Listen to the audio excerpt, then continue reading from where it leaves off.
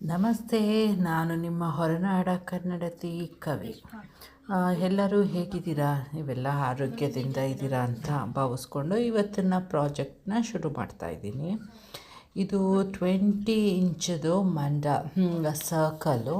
ಇದನ್ನು ಮುಂಚೆನೇ ನಾನು ಸರ್ಕಲ್ಗಳನ್ನ ಹಾಕಿ ಇಟ್ಕೊಂಡಿದ್ದೆ. ಫಸ್ಟು ಅದನ್ನು ಏನಿದ್ರು ನಾನು ಸೆಂಟರ್ ಪಾಯಿಂಟ್ ಕಂಡಿಟ್ಕೊಂಡು ಆಮೇಲೆ ಆ ಸೆಂಟರ್ ಪಾಯಿಂಟಿಂದ ಸರ್ಕಲ್ ಹಾಕ್ಕೊಂಡೆ. ಏನಿದ್ರು ಅದು 0.5 ಸೆಂಟಿಮೀಟ್ರದ್ದು ಸಣ್ಣ ಸರ್ಕಲ್ಗಳಿಂದ ಹೋಗಿದ್ದೀನಿ. ಮತ್ತು ಇದರಲ್ಲಿ ನಿಮಗೆ ಹೋಗ್ತಾ ಹೋಗ್ತಾ ಗೊತ್ತಾಗುತ್ತೆ ತಪ್ಪುಗಳು ಸ್ವಲ್ಪ. ಆದರೆ ಏನೇ ತಪ್ಪು ಆಗಿದ್ರೂ ಕೂಡ ಅದನ್ನು ನೀವು ದಯವಿಟ್ಟು ಕ್ಷಮಿಸಿ ಸಪೋರ್ಟ್ ಮಾಡಿ. ಫಸ್ಟು ನಾನು ದೊಡ್ಡ ಸರ್ಕಲ್ನ ಮುಂಚೆ ತೋರಿಸಿರೋ ಟೂಲ್ಸಲ್ಲಿ ಹಾಕ್ಕೊಂಡೆ, ದೊಡ್ಡದಾಗಿರೋ ಅಂಥದ್ದು. ಆಮೇಲೆ ಅದು ಏನಾಗುತ್ತೆ ಅಂತಂದರೆ ಸ್ವಲ್ಪ ಸರ್ಕಲ್ ಹಾಕುವಾಗ ದೊಡ್ಡದು ಪೇಂಟ್ ಅಷ್ಟೊಂದು ಬಂದಿರಲ್ಲ. ಅದರಿಂದ ಅದನ್ನು 2-3 ಸಲ ಡಿಪ್ ಮಾಡಿ ಹಾಕ್ಕೊಂಡು ಆಮೇಲೆ ಯಾವುದಾದ್ರೂ ಬೇರೆ ಟೂಲ್ಸ್, ಯೂಶ್ವಲಾಗಿ ಸ್ಪುಷರ್ಸ್ ಯೂಸ್ ಮಾಡೋ ಟೂಲ್ಸ್ನ ಇಂದ ಸ್ವಲ್ಪ ಅದನ್ನು ಸಮತಟ್ಟಾಗಿ ಮಾಡ್ಕೋಬೇಕು. ಯಾಕೆ ಅಂತಂದರೆ ಇಲ್ಲಾಂದರೆ ಅದು ಪಾಯಿಂಟಿಯಾಗಿ ಬಂದುಬಿಡುತ್ತೆ ಪೇಂಟನ್ನು ತುಂಬ ಹಾಕೋದ್ರಿಂದ ಸರ್ಕಲ್ ದೊಡ್ಡದಾಗಿರುವಾಗ. ಇದನ್ನು ನಾನು ಯಾವಾಗಲೂ ಏನು ಮಾಡ್ತೀನಿ ಅಂದರೆ ಪಿಂಕ್ ಟೂಲಲ್ಲಿ ಸ್ಮಾಲೆಸ್ಟ್ ಸೈಜಿಂದ ಡಾಟ್ಗಳನ್ನ ಹಾಕ್ಕೊಂಡು ಹೋಗ್ತೇನೆ ಫಸ್ಟ್ ದೊಡ್ಡ ಸರ್ಕಲ್ ಆದಮೇಲೆ. ಅಪ್ ಟು ವೈಟ್ ತನಕ ಗ್ಯಾರಂಟಿ ಹೋಗ್ತೀನಿ. ವೈಟ್ ಆದಮೇಲೆ ಬ್ಲೂನ ಸ್ವಲ್ಪ ಹೋಗ್ತೀನೋ ಅಥವಾ ಏನೋ, ಏನಾದರೂ ಅದು ಪ್ರಾಜೆಕ್ಟ್ದು ತುಂಬ ದೊಡ್ಡದಾಗಿದ್ದರೆ ಗ್ರೀನ್ ತನಕನೂ ಯೂಸ್ ಮಾಡ್ತೀನಿ. ಇಲ್ಲ ಅಂತಂದರೆ ವೈಟ್ಗೆ ನಿಲ್ಲಿಸ್ತೀನಿ ತುಂಬ ಪುಟ್ಟದಾಗಿದ್ದರೆ ಪ್ರಾಜೆಕ್ಟು. ಆದರೆ ಇದು 20 ಇಂಚ್ ಅಂದರೆ ತುಂಬ ದೊಡ್ಡದೇ ಇರೋದ್ರಿಂದ ನಾನು ಇದನ್ನು ಈಗ ಬ್ಲೂ ಹಾಕ್ತಾಯಿದ್ದೀನಿ. ಬ್ಲೂ ಆದಮೇಲೆ ಗ್ರೀನ್ ತನಕನೂ ಹೋಗ್ತೀನಿ. ಇದು ನಾನು ಗ್ರೇಡಿಯೆಂಟಲ್ಲಿ ಯೂಸ್ ಮಾಡಿದ್ದೀನಿ. ಕಲರ್ ಗ್ರೇಡಿಯೆಂಟ್ ಹೇಗೆ ಮಾಡ್ಕೊಳ್ಳೋದು ಅನ್ನೋದನ್ನು ತೋರಿಸಿದ್ದೀನಿ. ಆದರೆ ಇದರ ವಿಡಿಯೋದಲ್ಲಿ ಅಷ್ಟೊಂದೇನೂ ಕಾಣಿಸ್ತಾ ಇಲ್ಲ ಗ್ರೇಡಿಯೆಂಟು.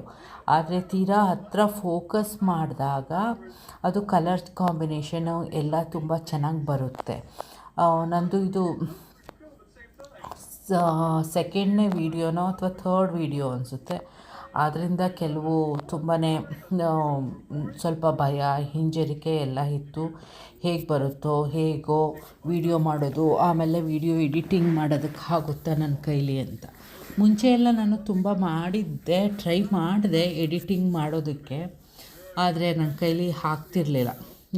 ಸ್ವಲ್ಪ ಹಿಂಜರಿಕೆ ಮತ್ತು ಭಯದಿಂದ ಮಾಡೋಕ್ಕೆ ಹೋಗದೆ ಮುಂದುವರಿತಾನೇ ಇರಲಿಲ್ಲ. ಆದರೆ ನಾನು ಈ ಸಲ ಏನೋ ತೀರಾ ಟ್ರೈ ಮಾಡಿ ಇಲ್ಲಿ ತನಕ ಬಂದಿದ್ದೀನಿ. ಆದ್ದರಿಂದ ಅದು ಏನೇ ಇದಾಯಿತು ಅಂದರೂ ಒಂಥರ ಛಲದಿಂದ ಮುಂದುವರಿತಾ ಇದ್ದೀನಿ. ಈಗ ನಾನು ಯಾವುದು ಯೂಸ್ ಮಾಡಿದೆ ಅಂದರೆ ಅಮೆಝಾನಲ್ಲಿ ತೊಗೊಂಡಿರೋವಂಥ dotting rod, white dotting rod. Up to green ಆದಮೇಲೆ ಈ ಡಾಟಿಂಗ್ ರಾಡನ್ನ ತೊಗೋತೀನಿ. ಅದು ಫಸ್ಟಿಂದ ತೊಗೊಳ್ಳಲ್ಲ. ಯಾಕೆಂದರೆ ಫಸ್ಟ್ ಅಂತಂದರೆ ಮೈಕ್ರೋ ಡಾಟ್ ಬಂದುಬಿಡುತ್ತೆ, ಜಸ್ಟ್ ಪಿನ್ ಪಾಯಿಂಟಾಗಿ ಬರುತ್ತೆ. ಆದ್ದರಿಂದ ನಾನು ಇದನ್ನು ಏನಿದ್ರು 7-8 ಶುರು ಮಾಡ್ತೀನಿ. ಆಲ್ಮೋಸ್ಟ್ 7 ಅದು 7 ಗ್ರೀನ್ ಆದಮೇಲೆ ಅದಕ್ಕಿಂತ ನೆಕ್ಸ್ಟ್ ಸೈಜ್ ಅಂತ ಹೇಳ್ಬೋದು. ಈಗ ಶುರು ಮಾಡಿರೋದೆಲ್ಲ ಈಗ ಯೂಸ್ ಮಾಡೋದು 8 ಅನಿಸುತ್ತೆ. ಅಷ್ಟೊಂದು ನೆನಪಿಲ್ಲ ಯಾವುದು ಯೂಸ್ ಮಾಡಿದ್ದೀನಿ ಅಂತ. ಈಗ 8 ಆಲ್ಮೋಸ್ಟ್ ಇದು ನೋಡ್ತಾ ಇರೋದ್ರಿಂದ ಹಾಗೆ ಅನ್ನಿಸ್ತಾ ಇದೆ 8 ಅಂತ. ಇದನ್ನು ಯಾಕೆ ಅಂತಂದರೆ ಇದು ತೀರಾ ದೊಡ್ಡದಿರೋದ್ರಿಂದ 20 ಇಂಚ್ ಡಯಾಮೀಟರ್ ಇರೋದ್ರಿಂದ ನಾವು ಇದು ಡಾಟಿಂಗ್ ರಾಡ್ಸ್ಗಳನ್ನ ಯೂಸ್ ಮಾಡ್ಬೋದು. ಗ್ರೇಡಿಯೆಂಟ್ ಇದು ಇಲ್ಲಿ ನಾನು ನೋಡ್ತಿರೋ ಪ್ರಕಾರ ಕಲರ್ ಕಾಂಬಿನೇಷನ್ ಚೆನ್ನಾಗಿರುತ್ತೆ. ಫಸ್ಟು ಕಲರ್ ಕಾಂಬಿನೇಷನ್ ಮಾಡಿದಾಗ ನನಗೆ ಒಂಥರ ಹಿಂಜರಿಕೆ ಇತ್ತು. ಯೂಶ್ವಲಿ ಎಲ್ಲ ಹೇಳ್ತಾರೆ ಇದು ಗ್ರೇಡಿಯೆಂಟ್ ಮಾಡೋದಕ್ಕೆ ವೈಟು ಒಳ್ಳೆಯದು ಯೂಸು ಅಂತಾರೆ. ಆದರೆ ನನ್ನ ಹತ್ರ ಯಾವುದ್ರಲ್ಲಿ ಇದೆ ಅದರಲ್ಲೇ ನಾನು ಇದು ಮಾಡ್ತಾ ಇರೋದು. ಹೆಚ್ಚಿಗೆ ಏನು ನಾನು ಸ್ಪೆಂಡ್ ಮಾಡೋದಕ್ಕೆ ಹೋಗ್ತಾ ಇಲ್ಲ ಕಲರ್ಸ್ಗಳನ್ನ ಎಲ್ಲದನ್ನು. ಆದಷ್ಟು ಮಾಡಿದ್ದೀನಿ, ಫಸ್ಟು ಒಂದಷ್ಟು ವೇಸ್ಟು ಮಾಡಿದ್ದೀನಿ. ಆದರೆ ನೀವುಗಳು ತುಂಬ ಫಸ್ಟು ಶುರು ಮಾಡೋದಕ್ಕೆ ಅಥವಾ ಕಲಿಯೋದಕ್ಕೆ ತುಂಬ ಏನೋ ಜಾಸ್ತಿ ಬಂಡವಾಳ ಹಾಕಿ ಮಾಡಿ ವೇಸ್ಟ್ ಮಾಡೋದಕ್ಕೆ ಹೋಗಬೇಡಿ. ಕಲಿಯೋದಕ್ಕೆ ಏನಿದ್ರೂ ಸ್ವಲ್ಪ ಕಡಿಮೆ ಚೀಪ್ ಕ್ವಾಲಿಟಿದೆ ಇದ್ದರೂ ಸರಿ ಕಲಿಯೋದಕ್ಕೆ ಇದು ಮಾಡಿ. ಆದರೆ ನಾನು ಯೂಸ್ ಮಾಡೋವಂಥದ್ದು ನಿಮಗೆಲ್ಲ ಗೊತ್ತಿರೋ ಹಾಗೆ ಡೆಕೋ ಆರ್ಟು US ಪ್ರಾಡಕ್ಟು. ಇದು ಅಮೆಝಾನಲ್ಲೂ ಸಿಗುತ್ತೆ. ಅಮೆಝಾನ್ ಎಲ್ಲ ಕಡೆ ಹೋಗೋದ್ರಿಂದ ಅಲ್ಲೇ ಪರ್ಚೇಸ್ ಮಾಡ್ಬೋದು. ಇದಕ್ಕಂತೂ ತುಂಬಾ ಚೆನ್ನಾಗಿ ಮಂಡಲ ಆರ್ಟಿಗಂತೂ ಈ ಪೇಂಟು ಚೆನ್ನಾಗೇ ಇಷ್ಟ ಆಯಿತು ನನಗೆ. ಯಾಕೆ ಅಂತಂದರೆ ನಾನು ಏನು ಮಾಡಿದೆ, ಇಲ್ಲಿ ಡಾಲರ್ ಶಾಪ್ ಅಂತ ಸಿಗುತ್ತೆ. ಆ ಡಾಲರ್ ಶಾಪಿಂದ ತುಂಬಾ ತೊಗೊಂಡೆ ನಾನು ಕಲರ್ಸ್ಗಳನ್ನ. ಆ ಕಲರ್ಸ್ಗಳು ತುಂಬ ಥಿಕ್, ಕನ್ಸಿಸ್ಟೆನ್ಸಿ ತುಂಬ ಥಿಕ್ ಬಂತು. ಆದರೆ ಅದು ಔಟ್ಕಮ್ ಚೆನ್ನಾಗಿತ್ತು. ಔಟ್ಕಮ್ ಅಂತಂದರೆ ಅದು ಕಾಣೋದಕ್ಕೆ ಗ್ಲಾಸಿ ಆಗಿ. ಆದರೆ ಅದನ್ನು ನಾವು ಥಿನ್ನಿಂಗ್ ಏಜೆಂಟ್ ತುಂಬ ಯೂಸ್ ಮಾಡಬೇಕಾಗುತ್ತೆ. ಆಮೇಲೆ ಒಂದು ಸಲ ಏನು ಮಾಡಿದೆ ಅಂದರೆ, ಥಿನ್ನಿಂಗ್ ಏಜೆಂಟನ್ನು ಯೂಸ್ ಮಾಡಿ ನಾನು ಒಂದು ಟ್ರೈ ಮಾಡಿದೆ ಮಂಡಲ ಆರ್ಟ್ನ ಪೇಂಟಿಂಗ್ನ. ಆದರೆ ನನಗೆ ಅದು ಇಷ್ಟ ಆಗಲಿಲ್ಲ. ಆಮೇಲೆ ನನಗೆ ಅದನ್ನು ವೇಸ್ಟ್ ಮಾಡೋದಕ್ಕೂ ಇಷ್ಟ ಆಗಲಿಲ್ಲ MDF ಬೋರ್ಡ್ನ. ಅದಕ್ಕೆ ಏನು ಮಾಡಿದೆ, ಅದನ್ನೇ ನಾನು ಫುಲ್ ಮಾಡಿದ್ದಷ್ಟು ಸರ್ಕಲ್ ಹಾಕಿದ್ದೆ ನಾನು ಸೆಂಟರ್ದು. ಆಮೇಲೆ ಅದು ಇಷ್ಟ ಆಗದೆ ಇದ್ದಿದ್ದಕ್ಕೆ ಏನು ಮಾಡಿದೆ ಅಂದರೆ, ಅದನ್ನೇ ಪೇಂಟ್ ಮಾಡಿ ಅದು ಒಂದು ಪ್ಲೇನ್ ಇದಕ್ಕೆ ತೊಗೊಂಡು ಬಂದ ಮೇಲೆ ಅದು ನಿಮಗೆ ಗೊತ್ತಾ, ಅದು ಡ್ರೈ ಆಗೋದಕ್ಕೆ ಆಲ್ಮೋಸ್ಟ್ 15 days ತೊಗೋತು. ಅಷ್ಟು ದಪ್ಪ ತಿಕ್ಕಿತ್ತು. ಆದರೆ ಒಂದು ಸಲ ಅದು ತಿಕ್ಕು ಬಂದ ಮೇಲೆ ನಾನು ಅದಕ್ಕೆ ಆಲ್ಮೋಸ್ಟ್ ಯಾವ್ಯಾವ್ದು ಯೂಸ್ ಮಾಡಿದ್ದೆ, ರೆಡ್, ಆರೆಂಜ್, ಯೆಲ್ಲೋ ಅನಿಸುತ್ತೆ, ವೈಟ್ ಯೂಸ್ ಮಾಡಿದ್ದು ಕಲರ್ಸ್ಗಳು. ಅದನ್ನು ಕಲರ್ ಗ್ರೇಡಿಯೆಂಟ್ ಮಾಡಿದ್ದೆ ಇವಿಷ್ಟನ್ನು ಯೂಸ್ ಮಾಡಿ. ಆದರೆ ಅದನ್ನು ಆದಮೇಲೆ ಅದೇ ಕಲರ್ ಯೂಸ್ ಮಾಡಿ ನಾನು ಏನು ಮಾಡಿದೆ, ಪೇಂಟ್ ಮಾಡಿದೆ, ಕಂಟಿನ್ಯೂ ಮಾಡಿದೆ. ಅದು 6 ಇಂಚೋ ಏನೋ ಅನಿಸುತ್ತೆ ಆ ಬೋರ್ಡು.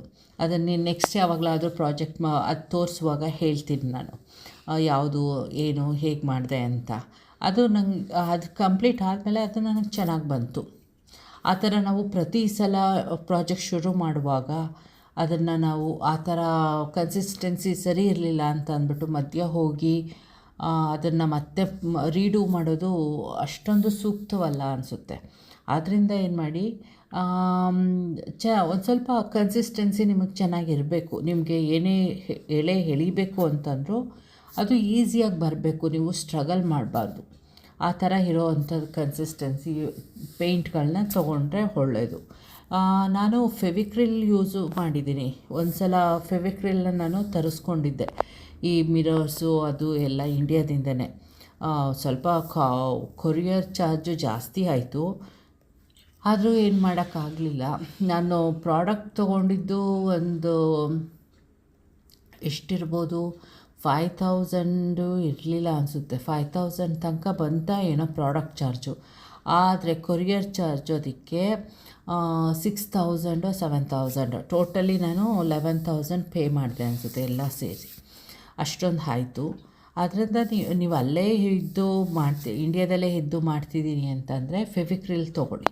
ಅದು ಚೀಪ್ ಆ್ಯಂಡ್ ಬೆಸ್ಟು ಒಂಥರ. ಆಮೇಲೂ ಅದು ಫೆವಿಕ್ರಿಲ್ ಒಂದು ಸ್ವಲ್ಪ ಕನ್ಸಿಸ್ಟೆನ್ಸಿ ಥಿನ್ ಅನಿಸುತ್ತೆ.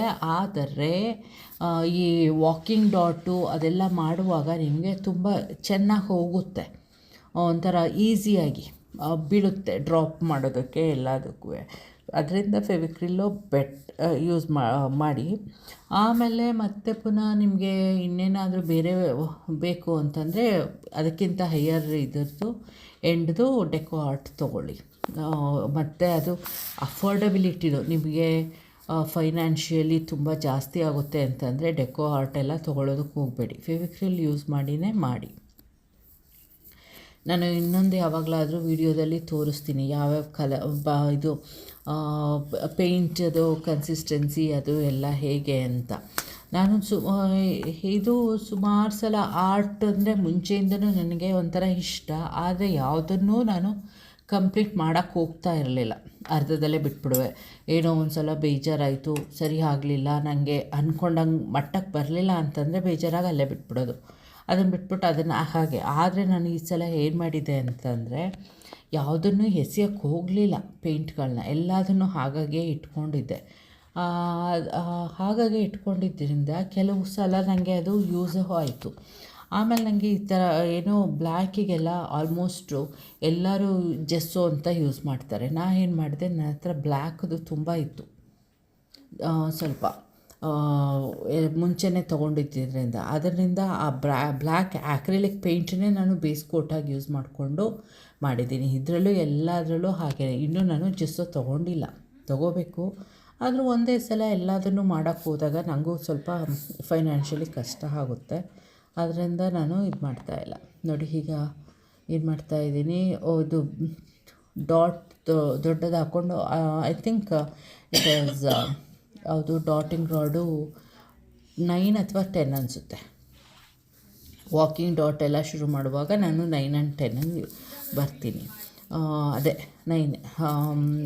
ಮತ್ತು ಈಗ ವಾಕಿಂಗ್ ಡಾಟ್ ಮಾಡೋದಕ್ಕೆ ಫಸ್ಟು ಪಿಂಕ್ ಯೂಸ್ ಮಾಡ್ತೀನಿ. ಆದರೆ ಏನು ಮಾಡ್ತೀನಿ ಅಂದರೆ, ಫಸ್ಟು ಪಿಂಕ್ದು ಬಿಗ್ ಸೈಜಲ್ಲಿ ಡಾಟ್ ಇಟ್ಕೋತೀನಿ ಮೇಲೆ. ಆಮೇಲೆ ವಾಕಿಂಗ್ ಡಾಟ್ ಮಾಡುವಾಗ ನಾನು ಅದನ್ನು ಸ್ಮಾಲೆಸ್ಟ್ ಎಂಡನ್ನು ತೊಗೊಂಡು ಅದನ್ನು ವಾಕಿಂಗ್ ಡಾಟ್ ಮಾಡ್ಕೋತೀನಿ. ಅದರಿಂದ ಅದು ಸೈಜು ಒಂದು ಸ್ವಲ್ಪ ಡಿಕ್ರೀಸಿಂಗ್ ಆರ್ಡ್ರಲ್ಲೂ ಹೋಗುತ್ತೆ. ಆಮೇಲೆ ಈ ವಾಕಿಂಗ್ ಡಾಟ್ ಮಾಡುವಾಗ ಆಲ್ಮೋಸ್ಟ್ ಸಾಮಾನ್ಯ ಫಸ್ಟು ಶುರು ಮಾಡುವಾಗ ಏನಾಗೋಗುತ್ತೆ ಅಂದರೆ, ಪೇಂಟ್ ಜಾಸ್ತಿ ತೊಗೊಂಡ್ರೆ ಅದು ಡ್ರಿಪ್ ಆಗೋಗುತ್ತೆ, ಒಂದಕ್ಕೊಂದು ಜಾಯ್ನ್ ಆಗೋಗುತ್ತೆ ಮಧ್ಯ. ಕಡಿಮೆ ತೊಗೊಂಡ್ರೆ ಫುಲ್ ವಾಕಿಂಗ್ ಡಾಟ್ ಮಾಡೋದಕ್ಕಾಗಲ್ಲ. ಅದರಿಂದ ಏನು ಮಾಡ್ಬೋದು ಅಂದರೆ, ಒಂದು ಪ್ರಾಕ್ಟೀಸ್ ಆಗೋ ತನಕ ಸ್ವಲ್ಪ ಒಂದು 4-5 ಸಲ ಮಾಡಿದ್ಮೇಲೆ ಈ ಥರ ಬರೋದು ಬೆಟರು ಪ್ರಾಜೆಕ್ಟ್ಗಳಿಗೆ. ಇಲ್ಲ ಅಂತಂದರೆ ಒಂದೇ ಸಲ ನಾವು ಫಸ್ಟೆಲ್ಲ ನೋಡಿದಾಗ, ಯಾವುದೇ ವಿಡಿಯೋ ನೋಡಿದಾಗ ಇದೆಲ್ಲ ಏನು ಈಸಿ ಮಾಡಿಬಿಡ್ಬೋದು ಅನಿಸುತ್ತೆ. ಆದರೆ ನಾವು ಮಾಡೋದಕ್ಕೆ ತೆಗೆದಾಗ್ಲೇ ಅದು ಗೊತ್ತಾಗೋದು ಅದರಲ್ಲಿರೋ ಕಷ್ಟಗಳು.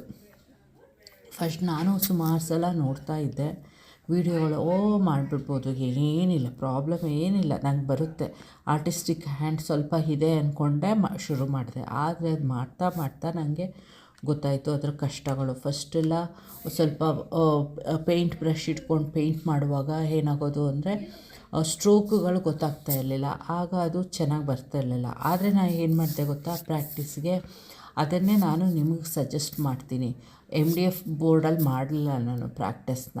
ಈ ಕಾರ್ಡ್ಬೋರ್ಡ್ ಬಾಕ್ಸಸ್ ಬರುತ್ತಲ್ಲ, ಅದರಲ್ಲಿ ತಿಕ್ಕಿರೋದನ್ನು ತೊಗೊಂಡು ಅದರಲ್ಲೆಲ್ಲ ಮಾಡಿಕೊಂಡು, ಮಾಮೂಲಿ ಹೇಗೆ ಇದರಲ್ಲಿ MDF ಶೀಟ್ಗಳಲ್ಲಿ ಮಾಡ್ತೀವಿ ಅಥವಾ ಕ್ಯಾನ್ವಾಶು ಅದ್ರಲ್ಲಿ ಮಾಡ್ತೀವೋ ಹಾಗೇ ನಾನು ಸರ್ಕಲ್ ಹಾಕ್ಕೊಂಡು ಇದರಲ್ಲಿ ಮಾಡೋದ್ರ ಬದಲು ಇದರಲ್ಲಿ ಬೋರ್ಡ್ಗಳಲ್ಲಿ ಮಾಡೋದ್ರ ಬದಲು ಕಾರ್ಡ್ಬೋರ್ಡ್ ಬಾಕ್ಸ್ಗಳ ಮೇಲೆ ಮಾಡ್ತಾಯಿದ್ದೆ. ಸುಮಾರು ಮಾಡಿ ಹಾಗೆ ವೇಸ್ಟ್ ಮಾಡಿದೆ. ಆದರೆ ವೇಸ್ಟ್ ಮಾಡುವಾಗ ನಾನು ಅದನ್ನು ಪೇಂಟನ್ನು ಡೆಕೋ ಆರ್ಟ್ ಯೂಸ್ ಮಾಡಲಿಲ್ಲ. 1-2 ಸಲ ಅಷ್ಟೇ ಯೂಸ್ ಮಾಡಿದ್ದು. ಅದನ್ನು ನಾನು ಮಾಮೂಲಿ ಡಾಲರ್ ಶಾಪಲ್ಲಿ ತೊಗೊಂಡಿದ್ದು ಪೇಂಟ್ಗಳನ್ನೇ ಯೂಸ್ ಮಾಡಿದೆ. ಅದು ಸುಮಾರು ಆಲ್ಮೋಸ್ಟ್ ನನಗೆ ಯಾವ್ಯಾವ ಕಲರ್ ಇಷ್ಟ ಆಯಿತು ಅದನ್ನೇ ತೊಗೊಂಡಿದ್ದು. ಒಂದು ಸಲ ಏನಕ್ಕೋ ಹೋಗಿದ್ದೆ ಸಿಟಿಗೆ ಎಲ್ಲೋ. ಆಗ ಆ ಶಾಪಿಗೆ ಹೋಗ್ತಾ ಇದ್ದೆ ಮುಂಚೆ ಅಲ್ಲಿದ್ದ ಈಗ.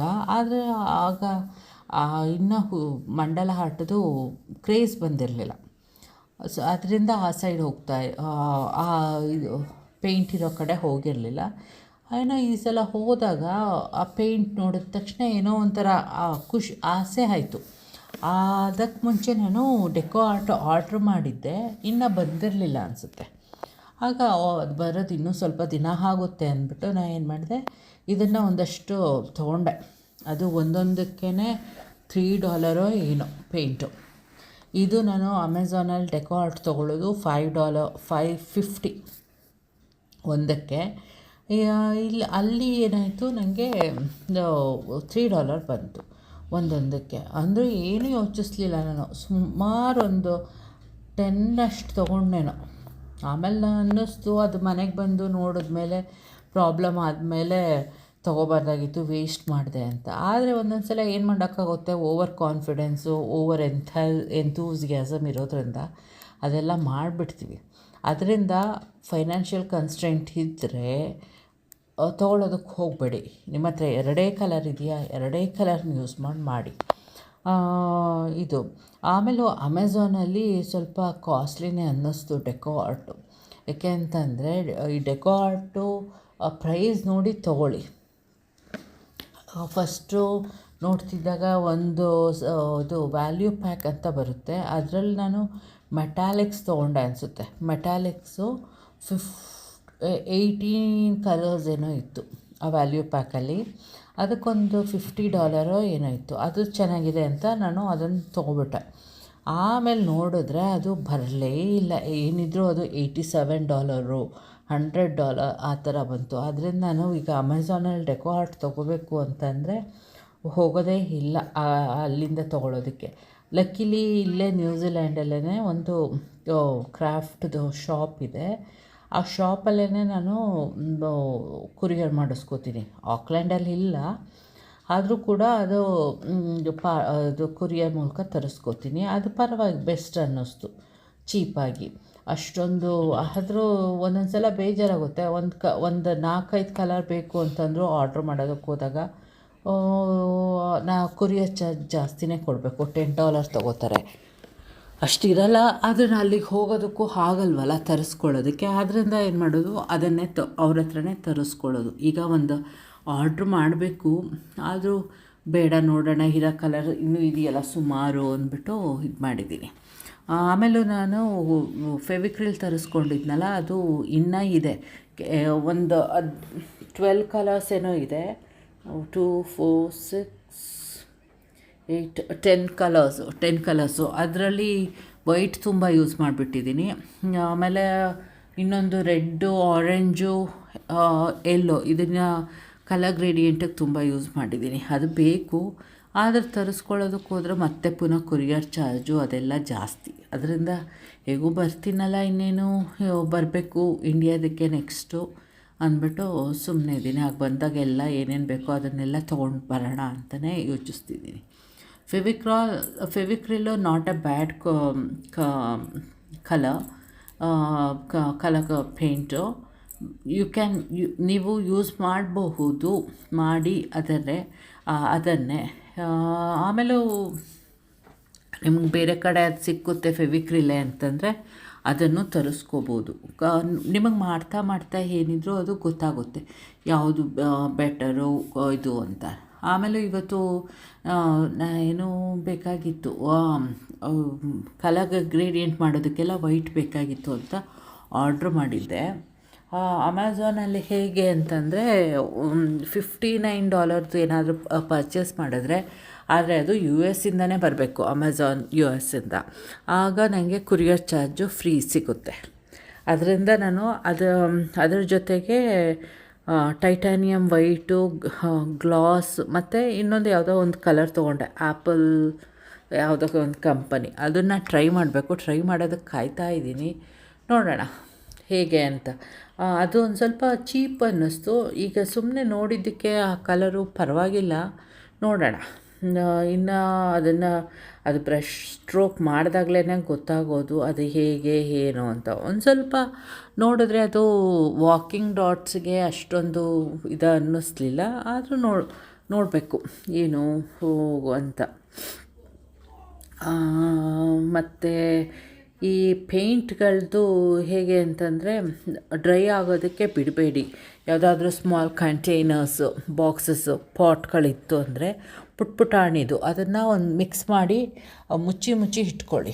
ನೀವು ಕಲರ್ ಪ್ಯಾಡ್, ಮಿಕ್ಸಿಂಗ್ದು ಪ್ಯಾಡೆಲ್ಲ ಬರುತ್ತಲ್ಲ, ಅದು ಯೂಸ್ ಮಾಡಿದ್ರೆ ಒಂದೊಂದು ಸಲ ಏನಾಗುತ್ತೆ ಅಂದರೆ, ಅಫ್ಕೋರ್ಸು ನಾವು ಇಂಡಿಯನ್ ಆಗಿರೋದ್ರಿಂದ ಒಂದೇ ಸಮ ಅದಕ್ಕೆ ಅಂತಲೇ ಕೂರೋದಕ್ಕೆ ಆಗಲ್ಲ. ಎಸ್ಪೆಷಲಿ ಹೌಸ್ ವೈಫ್ ಆಗಿದ್ದರೆ, ಮಕ್ಕಳಿರ್ತಾರೆ, ಮಕ್ಕಳ ಜೊತೆಗೆ ಫ್ಯಾಮಿಲಿ ಎಲ್ಲ ಇರೋದ್ರಿಂದ ಮಧ್ಯ ಫ್ರೀ ಟೈಮ್ ಕಂಟಿನ್ಯೂಸ್ ಆಗಿ ಸಿಗೋದು ಕಷ್ಟ. ಅದರಿಂದ ಅದನ್ನು ಸಣ್ಣ ಕಂಟೈನರ್ ಅದೇ ಅಮೆಝಾನಲ್ಲೇ ಸಿಗುತ್ತೆ ಅಂತ ಎಲ್ಲ ಹೇಳಿದ್ದಾರೆ. ನಾನಂತೂ ಅಮೆಝಾನಲ್ಲಿ ಅದು ತರಿಸ್ಕೊಳ್ಳಿಲ್ಲ. ಅದು ಆಲ್ಮೋಸ್ಟ್ ಸಿಗಬಹುದು, ನಾನು ನೋಡೂ ಇಲ್ಲ. ಅದನ್ನು ಸಣ್ಣ ಸಣ್ಣ ಪಾಟ್ಗಳಲ್ಲಿ ಅದನ್ನು ಮಿಕ್ಸ್ ಮಾಡಿ ಇಟ್ಕೊಂಡ್ರೆ ನಿಮಗೆ ಬೇಕು ಅಂತ ಅಂದಾಗ ಯೂಸ್ ಮಾಡ್ಬೋದು. ಮಾರ್ನಿಂಗು ಬ್ರೇಕ್ಫಾಸ್ಟ್ ಆದಮೇಲೆ 1-2 ಅವರ್ಸ್ ಸಿಗಬಹುದೇನೋ ಬ್ಯುಸಿ ಆಗೋದಕ್ಕೆ ಮುಂಚೆ, ಆ ಟೈಮಲ್ಲಿ ಮಾಡಿ ಮತ್ತೆ ಇನ್ನೊಂದು ಸಲ ಯಾವಾಗ ಫ್ರೀ ಸಿಗುತ್ತೋ ಆಗ ಅದೇ ಇದರಲ್ಲಿ ಅದು ಆಲ್ಮೋಸ್ಟ್ 1 ವೀಕ್ ತನಕ ಏನು ಆಗಲ್ಲ. ಪೇಂಟ್ ಮಿಕ್ಸ್ ಮಾಡಿದ್ರು ಕೂಡ ಅದು ಚೆನ್ನಾಗೇ ಇರುತ್ತೆ. ಕನ್ಸಿಸ್ಟೆನ್ಸಿ ಎಲ್ಲ ಕಂಟಿನ್ಯೂ ಮಾಡ್ತಾ ಹೋಗ್ಬೋದು ನಿಮ್ಮ ವರ್ಕ್ನ. ಇದು ಈಗ ನೋಡಿ ನಾನು ಬ್ರಷ್ ಸ್ಟ್ರೋಕ್ ಮಾಡ್ತಾ ಇದ್ದೀನಿ. ಈ ಬ್ರಷ್ ಸ್ಟ್ರೋಕಲ್ಲಿ ಫಸ್ಟು ನಾವು ರಿಸ್ಟನ್ನ ಹೇಗೆ ಇದು ಮಾಡ್ಕೋತೀವಿ ಅಂತ. ಈಗ ಏನಾದರೂ ನನಗೆ ಇದು ಕಂಫರ್ಟ್ ಆಗಿದೆ, ಈ ಕಂಫರ್ಟು ನಿಮಗೆ ಅದೇ ಪೊಸಿಷನಲ್ಲಿ ಬರುತ್ತೆ ಅಂತಂದರೆ ಹೇಳೋಕ್ಕಾಗಲ್ಲ. ನಿಮ್ಮ ಕಂಫರ್ಟ್ನೆಸ್ಸು, ನಿಮ್ಮ ಕನ್ವೀನಿಯನ್ಸು ಹೇಗಿದೆಯೋ ಅದನ್ನು ನೋಡ್ಕೊಂಡು ನೀವು ಇದು ಮಾಡ್ತಾ ಹೋಗಬೇಕು. ಆಮೇಲೆ ನಂದು ವಿಡಿಯೋ ಇದು ಬ್ರಷ್ ಸ್ಟ್ರೋಕು ಅಷ್ಟೊಂದು ಕಾಣಿಸಿಲ್ಲ ಅನಿಸುತ್ತೆ. ಯಾಕೆ ಅಂತಂದರೆ ಇದೇ ನಂದು ಫಸ್ಟು ಈ ಪ್ರಾಜೆಕ್ಟ್ ಶುರು ಮಾಡಿರೋದ್ರಿಂದ ವಿಡಿಯೋ ಎಲ್ಲ ಅಷ್ಟೊಂದು ನಂಗೆ ಗೊತ್ತಿರಲಿಲ್ಲ ಹೇಗೆ ಏನು ಅಂತ, ಹೇಗೆ ಇಟ್ಕೊಂಡ್ರೆ ಯಾವ ಪೊಸಿಷನಲ್ಲಿ ಏನು ಅಂತ. ಆದಷ್ಟು ನೋಡಿ ಮಾಡಿದ್ದೀನಿ. ಆಮೇಲೂ ಏನು ಅಂತಂದರೆ ಈ ವಿಡಿಯೋ ಎಡಿಟಿಂಗೆಲ್ಲ ನನಗೆ ಮುಂಚೆಯಿಂದನೂ ಅಷ್ಟೊಂದೆಲ್ಲ ಇಷ್ಟ ಇರಲಿಲ್ಲ. ಆಮೇಲೆ ನಂದು ಫೋನಲ್ಲಿ ಮೆಮೊರಿ ಜಾಸ್ತಿ ಇದ್ದರೂ ಕೂಡ ನಂದು ಫೋನಲ್ಲಿ ಇಮೇಲ್ ತನಕ ಬರೋ ತನಕ ಸ್ಟಾಪ್ ಆದಂಗೆ ಇದು ಬಂದಿತ್ತು ಮೆಸೇಜೆಲ್ಲ, ಹೀಗೆ ಸ್ಟಾಪ್ ಮಾಡ್ತಿದ್ದೀವಿ ಅಂತ. ಆಗ ನಾನು ನಂದು ಫುಲ್ 2015ಇಂದ ಇತ್ತು ಫೋಟೋಗಳು ಗೂಗಲ್ ಫೋಟೋಸಲ್ಲಿ. ಅದನ್ನು ಡಿಲೀಟ್ ಮಾಡಿ ಫೋಟೋ ವೀಡಿಯೋಸ್ಗಳು ಎಲ್ಲದನ್ನು ಡಿಲೀಟ್ ಮಾಡಿ, ಡಿಲೀಟ್ ಅಂತಂದರೆ ಅದನ್ನು ಬೇರೆ ಫ್ಲ್ಯಾಶ್ ಡ್ರೈವ್ಗೆ ಹಾಕ್ಕೊಂಡು ಸೇವ್ ಮಾಡಿಕೊಂಡು, ಹಾರ್ಡ್ ಡ್ರೈವು ಫ್ಲ್ಯಾಶ್ ಡ್ರೈವ್ ಎಲ್ಲದಕ್ಕೂ ಸೇವ್ ಮಾಡಿಕೊಂಡು ಇಟ್ಕೊಂಡು ಅದು ಡಿಲೀಟ್ ಮಾಡಿದ್ಮೇಲೆ ನನಗೆ ಎಲ್ಲದು ಸರಿ ಹೋಯಿತು. ಅದು ಡಿಲೀಟ್ ಮಾಡೋದಕ್ಕೇ ನನಗೆ ಕಂಪ್ಲೀಟಾಗಿ ಒಂದು 2 to 3 ಡೇಸೇ ಹಿಡಿತೇನೋ. ತುಂಬ ಅಷ್ಟೊಂದು ಫೋಲ್ಡರ್ ಇತ್ತು. ಎಲ್ಲಿ ತೆಗೆದ್ರೆ ಎಲ್ಲಿ ಹೊರಗೆ ಹೋಗ್ತೀವಿ ಅಂದರೆ ಮಕ್ಕಳ ಫೋಟೋ, ಮಕ್ಕಳದ್ದು ವೀಡಿಯೋ ಅಷ್ಟೇ. ನಂದು ಸಾಮಾನ್ಯ ನಾನು ಫೋಟೋ ತೆಗೆಯೋದಕ್ಕೆ ಹೋಗಲ್ಲ, ನಂದನ್ನು ಅಪರೂಪ ತಗೊಳ್ಳೋದು. ಆದರೆ ಏನಾದರೂ ಓಕೆ ಮಕ್ಕಳ ಜೊತೆ ಇರಲಿ, ನೀಟಾಗಿ ರೆಡಿಯಾಗಿ ಹೋಗಿದ್ದೀನಿ ಅಂದರೆ ತಗೋತೀನಿ ಅಷ್ಟೇ. ಅದು ಬಿಟ್ಟರೆ ಇಲ್ಲ. ಈ ವಿಡಿಯೋ ಮಾಡೋದಕ್ಕಂತೂ ಇಷ್ಟು ಟೈಮ್ ರೆಕಾರ್ಡ್ ಮಾಡಿದ್ದೀನಿ ಅಂದರೆ 4.5 ಅವರ್ಸ್ ಅನಿಸುತ್ತೆ. ಆ 4.5 ಅವರ್ಸನ್ನು ಎಡಿಟ್ ಮಾಡೋ ತನಕ ನನಗೆ ಸಾಕಾಗೋಯಿತು. ಒಂದೊಂದು ಸಲ ಬೇಜಾರಾದಂಗೆ ಆಗೋದು, ಹೋಗೋದು, ಬರೋದು, ಇದು ಮಾಡೋದು. ಸುಮಾರೊಂದು 2 to 3 ಡೇಸೇ ಹಿಡಿತು ನನಗೆ ಅದನ್ನು ಎಡಿಟ್ ಮಾಡೋದಕ್ಕೆ. ಆಮೇಲೂ ಹಸ್ಬೆಂಡ್ ಶಿಫ್ಟ್ ವರ್ಕ್ ಮಾಡೋದ್ರಿಂದ ಅವ್ರು ಕಾಯೋದು, ಅವರು ಬರೋ ತನಕ. ಮಧ್ಯಾಹ್ನ ಹೋದಾಗ ಶುರು ಮಾಡಿಕೊಳ್ಳುವೆ, ಡ್ಯೂಟಿಗೆ ಹೋದಾಗ ಆಲ್ಮೋಸ್ಟ್ ಮಕ್ಕಳು ಬರೋ ಟೈಮು ಅದು ಸ್ಕೂಲಿಂದ. ಅವರು ಡ್ಯೂಟಿಗೆ 2:30ಗೆ ಹೋಗ್ತಿದ್ರು. ಆಮೇಲೆ ಮಕ್ಕಳು 3:30ಗೆ ಬರ್ತಾಯಿದ್ರು. ಅಷ್ಟರಲ್ಲಿ ನಂಗೆ ಏನೇನು ಕೆಲಸ ಆಗಬೇಕು ಅದನ್ನು ಫಟಾಫಟ್ ಅಂತ ಮಾಡ್ಕೊಳ್ಳೋದು. ಆಮೇಲೆ ಮಕ್ಕಳ ಜೊತೆಗೆ ಒಂದು ಸ್ವಲ್ಪ ಇದ್ದು, ಆಮೇಲೆ ಮಕ್ಕಳಿಗೆಲ್ಲ ಆದಮೇಲೆ ಊಟ ಎಲ್ಲ ಕೊಟ್ಟು ಎಲ್ಲ ಅವ್ರು ಮಲಗಿಸಿದ್ಮೇಲೆ ಮತ್ತೆ ಪುನಃ ಈ ಫೋಟೋ ಎಡಿಟಿಂಗ್ ಕೂತ್ಕೊಳ್ಳೋದು, ವಿಡಿಯೋ ಎಡಿಟಿಂಗ್ಗೆ. ಆ ವಿಡಿಯೋ ಎಡಿಟಿಂಗ್ ಮಾಡ್ತಾ ಒಂಥರ ಇಷ್ಟ ಆಗೋದಕ್ಕೆ ಶುರು ಆಗೋಯಿತು. ಆಮೇಲೆ ಒಂದು ಟೈಮಲ್ಲಿ ಅನ್ನಿಸ್ತು, ಇದು ನಾನೇ ವಿಡಿಯೋ ಎಡಿಟಿಂಗ್ ಮಾಡ್ತಿದ್ದೀನಾ ಅಂತ. ಈಗಲೂ ನನಗೆ ಕೂಡ ಬ್ಯಾಕ್ಗ್ರೌಂಡ್ ಮ್ಯೂಸಿಕ್ ಹಾಕೋದಕ್ಕೆ ಬರ್ತಾಯಿಲ್ಲ. ಆದರೂ ಏನು ಮಾಡಿದೆ, ಬ್ಯಾಕ್ಗ್ರೌಂಡ್ ಮ್ಯೂಸಿಕ್ ಇಲ್ಲದೆ ಆದರೂ ಪರವಾಗಿಲ್ಲ, ಇದನ್ನೇ ಮಾಡೋಣ. ಮುಂದೆ ಹೋಗ್ತಾ ಅದು ನೀಟ್ ಗೊತ್ತಾಗುತ್ತೆ ಅನಿಸುತ್ತೆ. ಯಾರೂ ಏನೋ ಹುಟ್ಟತಾನೆ ಎಲ್ಲ ಕಲಿತು ಬರಲ್ಲ ಅಲ್ವಾ. ಹಾಗೆಯೇ ನಾನು ಅಂದ್ಕೊಂಡು ಹೀಗೆ ಶುರು ಮಾಡಿದ್ದೀನಿ. ನಿಮ್ಮ ಎಲ್ಲ ಸಹಕಾರದಿಂದ ಮುಂದುವರಿತೀನಿ. ನೋಡಿ, ಹೀಗೆ ನೋಡ್ತಾ ಇದ್ರೇ ನೀಟಾಗಿ ಗೊತ್ತಾಗ್ತಾ ಇದೆ. ಆಮೇಲೆ ನಮಗೆ ಒಂದೊಂದು ಸಲ ಏನನ್ನಿಸುತ್ತೆ, ಈ ಕಲರ್ಗಳು ಯೂಸ್ ಮಾಡ್ತಾ ಇದ್ದಾಗ, ಇಲ್ಲ ಇದು ಕಲರ್ ಅಷ್ಟೊಂದು ಗೊತ್ತಾಗ್ತಾ ಇಲ್ಲ, ಇದಾಗ್ತಾ ಇಲ್ಲ, ಏನೋ ಇದಕ್ಕೇನೋ ಒಂದು ಅಟ್ರ್ಯಾಕ್ಟ್ ಆಗೋದಕ್ಕೆ ಇನ್ನೇನೋ ಬೇಕು ಅಂತಂದಾಗ ಆಲ್ಮೋಸ್ಟ್ ವೈಟು ಒಂದು ಕಲರು ಎಲ್ಲದಕ್ಕೂ ಹೋಗುತ್ತೆ ಒಂದು ಸ್ವಲ್ಪ. ಆಮೇಲೆ ಎದ್ದು ಕಾಣುತ್ತೆ. ನಾವು ಈಗ ಆ ಕಲರ್ಗಳ ಮಧ್ಯ ಈ ವೈಟನ್ನೇನಾದರೂ ಸ್ವಲ್ಪ ಸ್ವಲ್ಪ ಸೇರಿಸ್ತಾ ಬಂತು ಅಂದರೆ ವೈಟಲ್ಲಿ ಏನಾದರೂ ಡಾಟ್ ಇಡೋದು ಅಥವಾ ವಾಕಿನ್ ಮಾಡೋದು ಏನೋ ಅದನ್ನು. ಆದರೆ ನಂದು ಒಂದು ಟೆಕ್ನಿಕ್ ಹೇಗೆ ಅಂತಂದರೆ, ನಾನು ಏನೇ ಶುರು ಮಾಡಿದ್ರು, ಯಾವುದೇ ಕಲರ್ ಶುರು ಮಾಡಿದ್ರು ಆಲ್ಮೋಸ್ಟ್ ನಾನು ವೈಟ್ನಂತೂ ಯೂಸೇ ಮಾಡೇ ಮಾಡ್ತೀನಿ. ಫಸ್ಟು ವಾಕಿನ್ ಡಾಟ್ ಮಾಡೋದೇ ಅದು. ಆಮೇಲೆ ಅದ್ರ ಮೂಲಕ ನೆಕ್ಸ್ಟು ಅದಕ್ಕಿಂತ ಲೈಟಾಗಿರೋದು ಇನ್ನೊಂದು ಯಾವ ಕಲರ್ ಗ್ರೇಡಿಯಂಟ್ ಮಾಡಿರ್ತೀನೋ ಅದನ್ನು ತೊಗೊಂಡು ಹೋಗ್ತೀನಿ. ಹಾಗೆ ನಿಮಗೆ ಮಾಡ್ತಾ ಮಾಡ್ತಾ ಅದೆಲ್ಲ ಹೇಗೆ ಅಂತಂದರೆ ನಿಮಗೆ ಬಂದುಬಿಡುತ್ತೆ ಒಂದು ಸ್ವಲ್ಪ ಕಲಿಯೋದಲ್ಲ, ನ್ಯಾಕ್ಗಳು ಬಂದುಬಿಡುತ್ತೆ. ಆಮೇಲೆ ಅದು ನಿಮ್ಮದೇ ಒಂದು ಸ್ಟೈಲ್ ಬರುತ್ತೆ ಅದಕ್ಕೆ. ಎಲ್ಲರದು ನೋಡ್ತಾ ಎಲ್ಲರೂ ಹೇಗೆ ಹೇಳ್ತಾರೆ ಅಂದರೆ, ಎಲ್ಲರದು ನೋಡ್ತೀನಿ ವೀಡಿಯೋಗಳನ್ನ, ಫೋಟೋಗಳು ನೋಡ್ತೀನಿ. ಆಮೇಲೆ ಈಗ ನಾನು ಸುಮಾರು ತಿಂಗಳೇ ಆಯಿತು ಇದನ್ನು ಶುರು ಮಾಡೋದಕ್ಕೆ.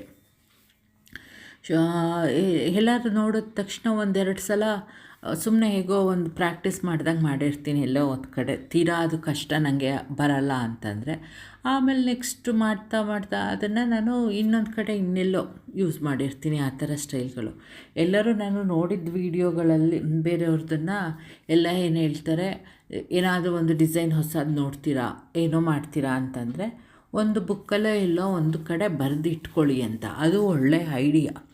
ಆದರೆ ನಾನು ಇದುವರೆಗೂ ಆ ಥರ ಒಂದಷ್ಟು ಫಸ್ಟು ಶುರು ಮಾಡುವಾಗ ಬರೆದು ಸ್ವಲ್ಪ ಅದೇ ಕಾರ್ಡ್ಬೋರ್ಡ್ ಇದು ರಟ್ಟನ್ ಮೇಲೇ ಒಂದೆರಡು ಶೀಟ್ಗಳಲ್ಲಿ ಬರೆದಿಟ್ಕೊಂಡೆ. ಆಮೇಲೆ ಅನ್ನಂಗಾಯಿತು, ಏನೋ ಒಂಥರ ಏನೋ ಒಬ್ಬೊಬ್ಬರದ್ದು ಒಂಥರ ಯುನೀಕ್ ಸ್ಟೈಲ್ಗಳಿರುತ್ತೆ. ಒಬ್ಬೊಬ್ಬರದ್ದು ಇಷ್ಟ ಆಗ್ಬೋದು ನಿಮಗೆ, ಇನ್ನೊಬ್ಬರದ್ದು ಇಷ್ಟ ಆಗದೆ ಇರ್ಬೋದು. ಆಮೇಲೆ ನೀವು ಒಬ್ಬರದನ್ನೇ ಫಾಲೋ ಮಾಡಬೇಕು ಅಂತಲೂ ಏನೂ ಇಲ್ಲ.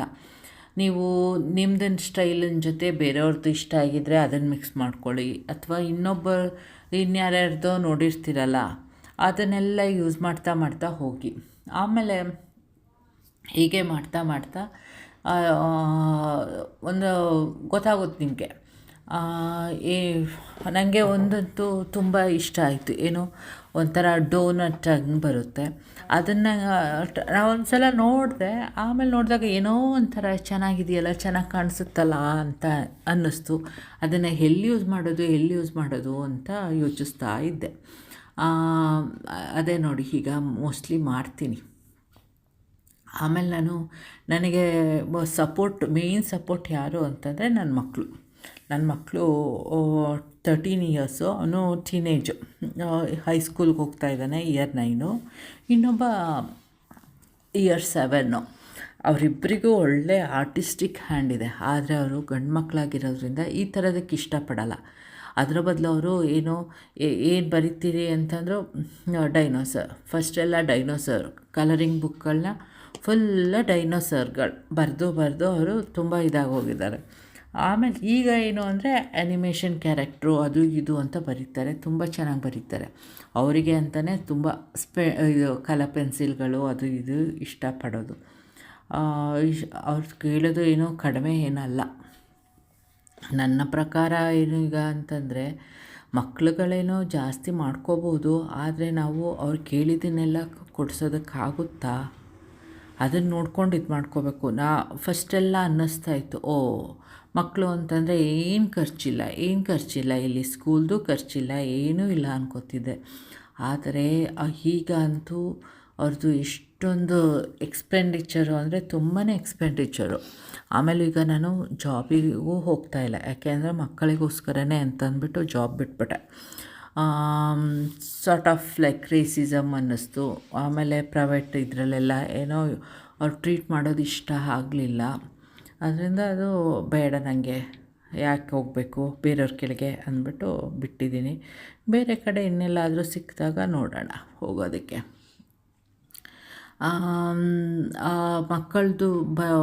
ಮಕ್ಕಳಿಗೆ ಮುಂಚೆನೇ ನಾನು ಹೊರಟೋಗ್ತಾಯಿದ್ದೆ. 7:30ಗೆ ಹೋಗುವೆ, ಮಕ್ಕಳು 8 o'clock ಮನೆ ಬಿಟ್ಟು ಹೋಗ್ತಿದ್ರು. ಆಮೇಲೆ ಮಕ್ಕಳು 3:30ಗೆ ಬರ್ತಾಯಿದ್ರು. 3:30ಇಂದ ನಾನು ಬರೋದು 5:45 6 ಆಗೋಗೋದು ಮನೆಗೆ. ಅಲ್ಲಿ ತನಕ ಅವರು ಇರ್ತಾಯಿದ್ರು. ಮತ್ತು ಹಸ್ಬೆಂಡ್ ಮನೆಗೆ ಬಂದರು, ಅವರು 3-4 ಆಮೇಲೆ ಅವ್ರು ಬ್ಯುಸಿ ಆಗ್ತಿದ್ರು. ಆ ಥರ ನನಗೆ ಒಂಥರ I use to miss the time with the kids. ಆಮೇಲೆ ಮಕ್ಕಳ ಜೊತೆಗೆ ಏನಕ್ಕೂ ಸಿಗ್ತಾನೇ ಇರಲಿಲ್ಲ. ಮಕ್ಕಳು ನಾನು ಮನೆಗೆ ಬರೋ ಅಷ್ಟೊತ್ತಿಗೆ ಅವರ ಆ್ಯಕ್ಟಿವಿಟೀಸು, ಫುಟ್ಬಾಲು, ಟೈಕ್ವಾಂಡೋ, ಅದು ಇದು ಅಂತ ಅವ್ರು ಹೊರಟೋಗ್ತಾಯಿದ್ರು. ಮತ್ತು ಮನೆಗೆ ಅವ್ರು ಬರ್ತಾಯಿದ್ದಿದ್ದು 8 ಅಷ್ಟೊತ್ತಿಗೆ ಊಟ ರೆಡಿ ಇರೋದು. ಊಟ ಮಾಡಿದೆ, ಅವರು ಹೋಮ್ವರ್ಕ್ ಮಾಡಿಕೊಂಡ, ದೊಡ್ಡವನು ಮಲ್ಕೊಂಡ, ಅಷ್ಟೇ ಆಗ್ತಾಯಿತ್ತು. ಆದ್ದರಿಂದ ನನಗೇನೋ ಇನ್ನೆಷ್ಟು ವರ್ಷ ಮಕ್ಕಳ ಜೊತೆ ಏನು ಅವ್ರು ಬ್ಯುಸಿ ಆಗೋದ್ರೆ ಆಮೇಲೆ ಆ ಟೈಮ್ ಸಿಗಲ್ವಲ್ಲ, ಅವ್ರ ಚೈಲ್ಡ್ಹುಡ್ಡು ಇದು ಎಲ್ಲ ಅಂದ್ಬಿಟ್ಟು ಬೇಡವೇ ಬೇಡ ಕೆಲಸ ಅಂತ ಬಿಟ್ಟೆ. ಆಮೇಲೆ ಇದನ್ನು ತೊಗೊಂಡಿದ್ದು ಆ್ಯಕ್ಚುಲಿ ಅದು ಫಸ್ಟು ಒಂಥರ ಬೇಜಾರಾಯಿತು.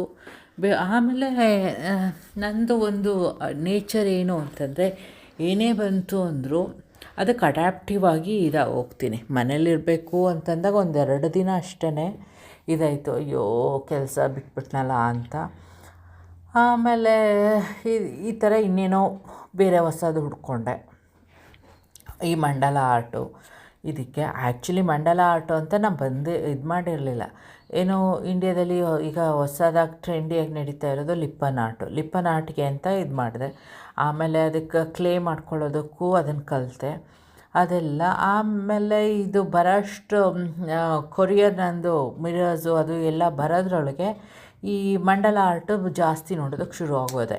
ಈಗೋ ಒಂದು ಲಿಪ್ಪನ್ ಆರ್ಟ್ ನೋಡ್ತಾ ಇದು ಮಧ್ಯೆ 1-2 ಸಿಕ್ಬಿಡ್ತು. ಆಮೇಲೆ ನನಗೇನೋ ಇದೊಂಥರ ಕ್ಯಾಚಿ ಅನ್ನಿಸ್ತು ಮಂಡಲ ಆರ್ಟು. ಅದಕ್ಕೆ ಆಗ ಏನು ಮಾಡಿದೆ, ನಾನು ಈ ಲಿಪ್ಪನ್ ಆರ್ಟು ಮತ್ತು ಮಂಡಲ ಆರ್ಟನ್ನು ಮಿಕ್ಸ್ ಮಾಡಿ ಮಿರರು ಎಲ್ಲ ಯೂಸ್ ಮಾಡಿ ಯಾಕೆ ನಾನು ಇದು ಮಾಡಬಾರ್ದು, ಒಂದು ಸ್ವಲ್ಪ ಕಲಿಬಾರ್ದು, ನಾನು ಮಾಡೋದಕ್ಕೆ ಶುರು ಮಾಡಬಾರ್ದು ಅಂತ ಮಾಡಿದೆ. ಆಮೇಲೆ ನನಗೆ ಏನಾಯಿತು, ಇದ್ರ ಬಗ್ಗೆ ಒಂದು ಸ್ವಲ್ಪ ತೀರಾ ಕಾನ್ಸಂಟ್ರೇಟ್ ಮಾಡಿ ಪೇಷನ್ಸಿಂದ ಮಾಡೋದ್ರಿಂದ ನಂಗೆ ಪೇಷನ್ಸ್ ಬಂತು. ಸ್ವಲ್ಪ ಕಿರ್ಚಾಟಗಳು ಕಡಿಮೆ ಆಯಿತು. ಮಕ್ಕಳ ಮೇಲೆ ಕೋಪ ಮಾಡ್ಕೋತಿದ್ದೆ ಸ್ವಲ್ಪ. ಈ ಆ ಕೋಪನೆಲ್ಲ ಕಡಿಮೆ ಮಾಡಿಕೊಂಡೆ. ಆಮೇಲೆ ನಂದು ಹೆಲ್ತು ಏನಾದರೂ ಒಂದು ಸ್ವಲ್ಪ ಇದಾಗೋದಲ್ಲ, ಏರುಪೇರು ಅದೆಲ್ಲ ಕಡಿಮೆ ಆಗ್ತಾ ಬಂದಂಗೆ ಅನ್ನಿಸ್ತು. ಅದರಿಂದ ಅದನ್ನು ಈಗ ಕಂಟಿನ್ಯೂ ಮಾಡ್ತಾಯಿದ್ದೀನಿ. ಆಮೇಲೂ ಏನೋ ಒಂದು ಸಲ ಇದು ತುಂಬ ಮಾಡಿದಾಗ, ದೊಡ್ಡ ಪ್ರಾಜೆಕ್ಟ್ ಮಾಡಿದಾಗ 1-2-3 ದಿನ ನಾನು ಮುಟ್ಟೋದಕ್ಕೆ ಹೋಗಲ್ಲ.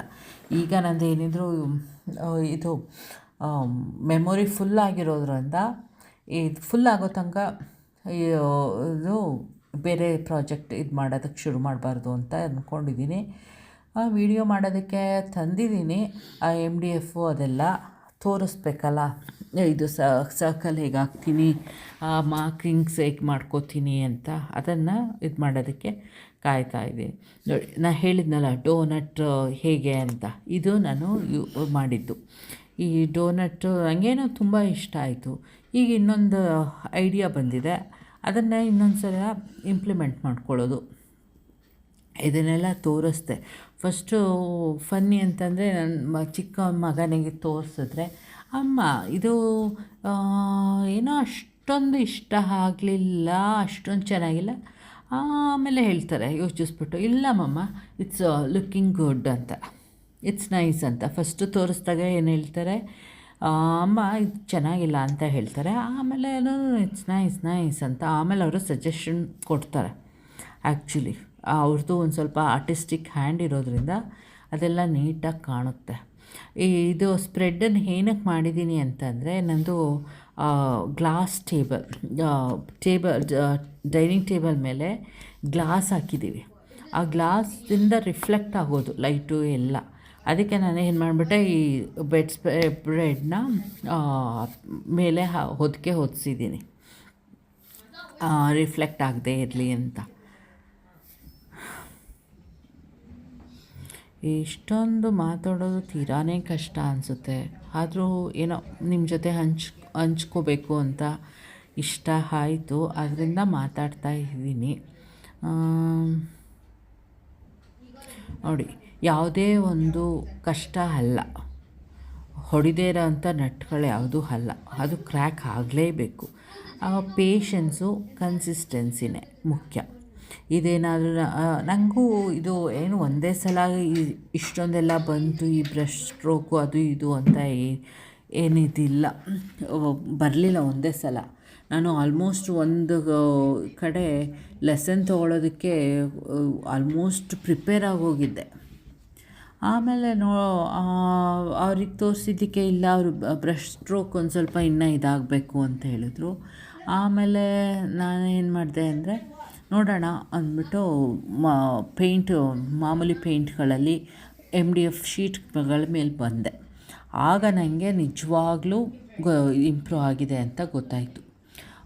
MDF ಮೇಲೆ ಮಾಡೋದಕ್ಕೂ ಅಥವಾ ಕಾರ್ಡ್ಬೋರ್ಡ್ ಬಾಕ್ಸ್ ಮೇಲೆ ಮಾಡೋದಕ್ಕೂ ತುಂಬಾ ಡಿಫ್ರೆನ್ಸ್ ಇದೆ. ಕಾರ್ಡ್ಬೋರ್ಡ್ ಬಾಕ್ಸಲ್ಲಿ ಸ್ವಲ್ಪ ಕಷ್ಟ, ಯಾಕೆ ಅಂತಂದರೆ ಅದು ಪೇಪರ್ ಆಗಿರೋದ್ರಿಂದ ಪೇಂಟ್ನ ಸ್ವಲ್ಪ ಅಬ್ಸರ್ವ್ ಮಾಡ್ಕೊಳ್ಳುತ್ತೆ.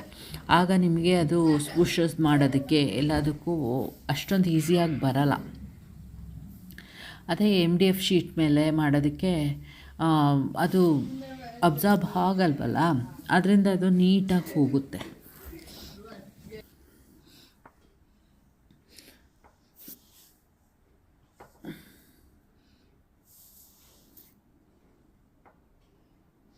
ಈಗ ನಾನು ಏನು ಮಾಡೋದಕ್ಕೆ ಇದು ಮಾಡ್ತಾಯಿದ್ದೀನಿ, ಡಾಟಿಂಗ್ ರಾಡ್ಗಳನ್ನ ಮಧ್ಯ ಸರ್ಕಲ್ಗಳು ಹಾಕಿ ಅದರ ಮೇಲೆ ಬ್ರಷ್ ಸ್ಟ್ರೋಕ್ ಮಾಡೋದಕ್ಕೆ ಯೂಸ್ ಮಾಡ್ತೀವಲ್ಲ, ಅದು ಇದಕ್ಕೆ ಯೂಸ್ ಮಾಡೋದು. ಇದು ನೀವು ನಗ್ತೀರಾ ಏನು ಇನ್ಸ್ಟ್ರೂಮೆಂಟು ಅಂದರೆ, ನಿಮಗೆಲ್ಲ ಗೊತ್ತಿಲ್ಲ ಅನಿಸುತ್ತೆ. ನಾನು ಬೇಸಿಕಲಿ ಡೆಂಟಿಸ್ಟು, ಆದರೆ ಇಲ್ಲಿ ರಿಜಿಸ್ಟರ್ ಆಗಲಿಲ್ಲ. ಯಾಕೆ ಅಂತಂದರೆ ಮಕ್ಕಳದ್ದು ಹೋದ ಟೈಮಲ್ಲಿ ನಾನು ಅಷ್ಟೊಂದು ಟೈಮ್ ಕೊಡೋದಕ್ಕಾಗಲಿಲ್ಲ. ಆಮೇಲೆ ಒಂಥರ ಸ್ಟ್ರೆಸ್ಫುಲ್ ಆಯಿತು ಎಕ್ಸಾಮ್ಗಳು. ಸ್ವಲ್ಪ ಅಷ್ಟೊಂದು ಸ್ಟ್ರೆಸ್ ತೊಗೊಂಡು ಮಾಡೋದು ತೀರಾ ಕಷ್ಟ. ಆಮೇಲೆ ಸಪೋರ್ಟ್ ಇರಬೇಕು ಸ್ವಲ್ಪ, ಏನೂ ಇಲ್ಲದೆ ಸಪೋರ್ಟ್ ಇಲ್ಲದೆ ಎಲ್ಲ ಮಾಡ್ತೀವಿ ಅಂತಂದಾಗ ಹೊರಗೆ ಬಂದಾಗ ಸ್ವಲ್ಪ ಕಷ್ಟ ಮಕ್ಕಳ ಜೊತೆ. ಅದಕ್ಕೆ ಏನು ಮಾಡಿದೆ, ನಾನು ಇದುವರೆಗೂ ಒಂದು ತೊಗೊಳ್ಳೋಣ ಎಕ್ಸಾಮು ಮಾಡೋಣ ಅಂತ ತುಂಬಾ ಆಸೆ ಇತ್ತು. ಒಂದು ಸಲ ಪ್ರಯತ್ನ ಪಟ್ಟೆ, ಆ ಪ್ರಯತ್ನ ಅಷ್ಟೊಂದು ಫಲಕಾರಿ ಆಗಲಿಲ್ಲ. ನನಗೆ ಒಂದು ಸ್ವಲ್ಪ ಹಾರ್ಟ್ ಬ್ರೇಕ್ ಆದಂಗೆ ಆಯಿತು. ಆಮೇಲೆ ಹೆಲ್ತ್ ಒಂದು ಸ್ವಲ್ಪ ಅಪ್ಸೆಟ್ ಆಯಿತು. ಅವೆಲ್ಲ ಅಪ್ಸೆಟ್ ಆದಾಗ ಇದು ನನ್ನ ಮಕ್ಕಳು ನನ್ನ ಮನೆ ಅದಕ್ಕಿಂತ ಏನು ಇಂಪಾರ್ಟೆಂಟ್ ಅಲ್ಲ, ನಂದು ಆಗಲಿಲ್ಲ ಅಂದರೆ ಓಕೆ ಪರವಾಗಿಲ್ಲ, ಮಕ್ಕಳದು ವಿದ್ಯಾಭ್ಯಾಸ ಇಂಪಾರ್ಟೆಂಟ್ ಅಂತ ಅಂದ್ಬಿಟ್ಟು ಬಿಟ್ಬಿಟ್ಟೆ. ಅದರಿಂದ ಈಗ ಅದ್ರ ಕಡೆ ಎಕ್ಸಾಮು ಅದು ಇದು ಅಂತ ಯೋಚಿಸೋಕ್ಕೂ ಹೋಗ್ತಾ ಇಲ್ಲ. ಇದ್ರ ಮೇಲೇ ಇಂಪಾರ್ಟೆಂಟು. ಎಲ್ಲ ಹೇಳ್ತಾರಲ್ಲ ಹೆಲ್ತ್ ಈಸ್ ವೆಲ್ತ್ ಅಂತ, ಆ ಥರ ಇದು ನನಗೀಗ ಈ ಪಾಯಿಂಟಲ್ಲಿ. ಅದರಿಂದ ಅಷ್ಟೊಂದು ಗಮನ ಕೊಡೋದಕ್ಕೆ ಹೋಗ್ತಾ ಇಲ್ಲ. ಹೇಳ್ತಾರೆ ಅಮ್ಮ, ಏನು ಈಗಲೂ ಹೇಳ್ತಾಯಿದ್ರು, ಅಮ್ಮನ ಜೊತೆ ಮಾತಾಡಿದಾಗ ಕೆಲಸ ಕೇಳಿದ್ರು. ಆಗ ನಾನು ಇಲ್ಲ ಕೆಲ್ಸಕ್ಕೆ ಹೋಗ್ತಾಯಿಲ್ಲ ಬಿಟ್ಬಿಟ್ಟಿದ್ದೀನಿ ಅಂತ. ಆಮೇಲೂ ಅವ್ರದ್ದು ವೇ ಆಫ್ ಥಿಂಕಿಂಗ್ ಸ್ವಲ್ಪ ಡಿಫ್ರೆಂಟು ನನ್ನ ವೇ ಆಫ್ ಥಿಂಕಿಂಗಿಗೆ. ಆಮೇಲೆ ಹೇಳಿದೆ ನಾನು, ಇಲ್ಲ ನಾನು ಹೊರಟೋದ್ರೆ ಮಕ್ಕಳು ಕೆಲಸಕ್ಕೆ ಸ್ಕೂಲಿಂದ ಬಂದಮೇಲೆ ಬರೀ ಫೋನು TV ಅಂತ ಕೂತ್ಕೋತಾರೆ, ಅದಕ್ಕೆ ಬೇಡ ಅಂತ ಕೆಲಸ ಬಿಟ್ಟಿದ್ದೀನಿ ಅಂತಂದಾಗ ಅದು ಅವರಿಗೂ ಇಷ್ಟ ಆಯಿತು. ಯಾಕೆ ಅಂತಂದರೆ ಅಲ್ಲಿ ನನ್ನ ಅಣ್ಣನ ಮಕ್ಕಳು ಅದೇ ಕೆಲಸ ಮಾಡ್ತಾರೆ. ಅವ್ರ ಅಮ್ಮ ಅಪ್ಪ ಇಬ್ಬರು ಕೆಲಸ ಕೊಟ್ಟೋದ್ರೆ ಅಜ್ಜಿ ತಾತ ಮೊಮ್ಮಕ್ಕಳು ಏನಿದ್ರು ಅಜ್ಜಿ ತಾತನ ಮಾತು ಕೇಳಲ್ಲ ಎಲ್ಲರೂ.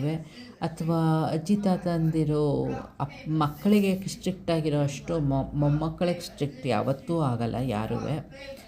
ಆದ್ದರಿಂದ ಅವರು TV ಎಲ್ಲ ನೋಡ್ಕೊಂಡು ಕೂತಿರ್ತಾರಲ್ಲ, ಅದು ಸರಿ ಹೌದೌದು ಅದೇ ಇಂಪಾರ್ಟೆಂಟು ಅಂತ ಹೇಳಿದ್ರು ನಮ್ಮಮ್ಮ. ಅದರಿಂದ ಏನಿದಿಲ್ಲ. ಸ್ವಲ್ಪ ಕಷ್ಟನೇ ಫೈನಾನ್ಷಿಯಲಿ ಒಬ್ಬರೇ ಅರ್ನಿಂಗ್ ಇದ್ದಾಗ.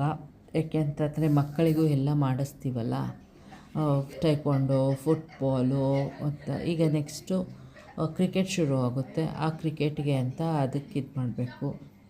ಅದರಿಂದ ಏನು ಮಾಡೋಕ್ಕಾಗಲ್ಲ, ಇರೋದ್ರಲ್ಲೇ ಇದು ಮಾಡ್ಕೊಂಡು ಹೋದರೆ.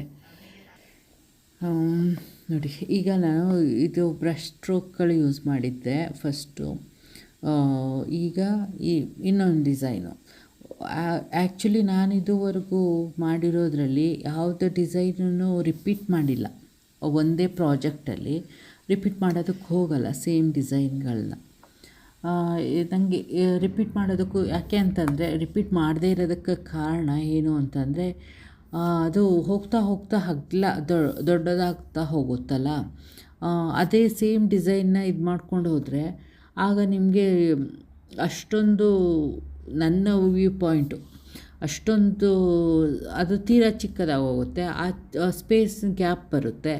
ಆ ಸ್ಪೇಸನ್ನು ಮತ್ತೆ ಪುನಃ ಫಿಲ್ ಮಾಡೋದಕ್ಕೆ ಇನ್ನೊಂದನ್ನು ಇದು ಮಾಡ್ಕೊಳ್ಬೇಕು. ಅದರಿಂದ ಡಿಸೈನ್ನ ಚೇಂಜ್ ಮಾಡ್ತಾ ಹೋದರೆ ದೊಡ್ಡದಾಗಿ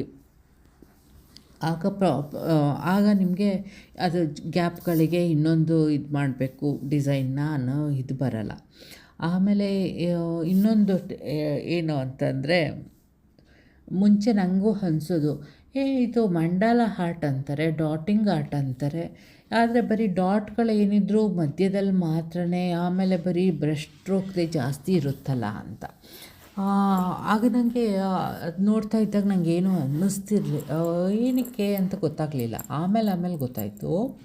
ನಾನು ಶುರು ಮಾಡಿ ಒಂದಷ್ಟು ಪ್ರಾಜೆಕ್ಟ್ಗಳು ಮಾಡಿದಾಗ ಈ ಡಾಟ್ ಹಾಕೋದಕ್ಕೆ ನೋಡೋದಕ್ಕೇನು ಬರೀ ಡಾಟ್ ಪಟ್ ಅಂತ ಇಟ್ಕೊಂಡು ಹೊಟ್ಟೋಗ್ಬೋದು ಅನಿಸುತ್ತೆ. ಆದರೆ ನಾವು ಒಂದು ಸಲ ಪೇಂಟನ್ನು ಟೂಲಲ್ಲಿ ತೊಗೊಂಡು ಡಾಟ್ ಮಾಡಿದ್ರೆ ಒಂದೇ ಡಾಟ್ ಹಾಕೋಕ್ಕಾಗೋದು ಸಾಮಾನ್ಯ.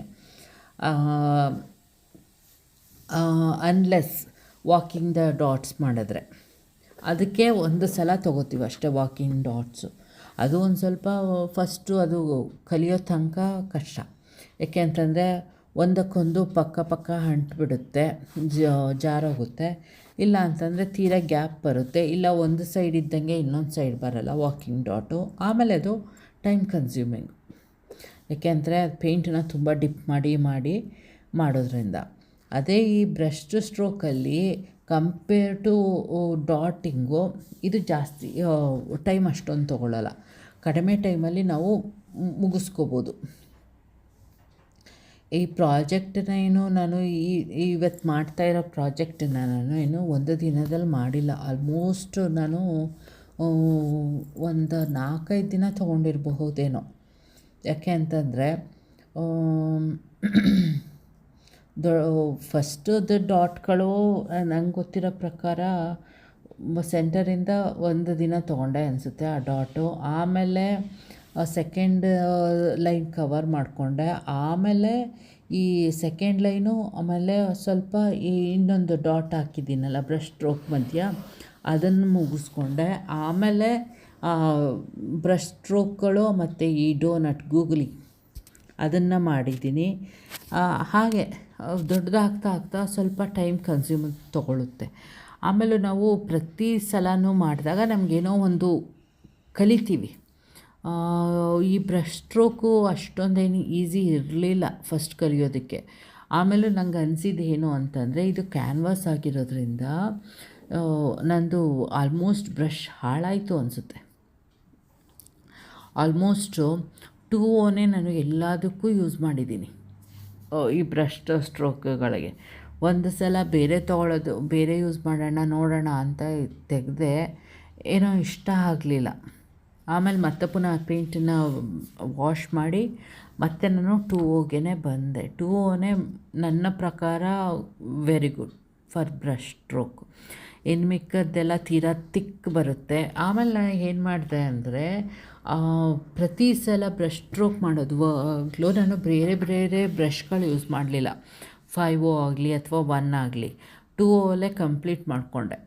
ಆದರೆ ನಾನು ಈ ಬ್ರಷ್ಗಳೆಲ್ಲ ನನ್ನ ಹತ್ರ ಇನ್ನೂ ಒಂದು ಸೆಟ್ ಇದೆ, ಈ ಟ್ಯಾಕ್ಲಾನ್ ಬ್ರಷೆ. ಆ ಸೆಟ್ಟನ್ನು ನಾನು ಇನ್ನೂ ಓಪನ್ ಮಾಡಿಲ್ಲ. ನೋಡೋಣ ಎಷ್ಟು ದಿನ ಬರುತ್ತೋ ಅಷ್ಟು ದಿನ ಈ ಬ್ರಷ್ಗಳನ್ನ ಯೂಸ್ ಮಾಡಿಬಿಡೋಣ ಅಂತ. ಇನ್ನೂ ಒಂದು ಎಟ್ಸಿಲ್ ಸಿಕ್ಕಿದೆ ಆ ಬ್ರಷು.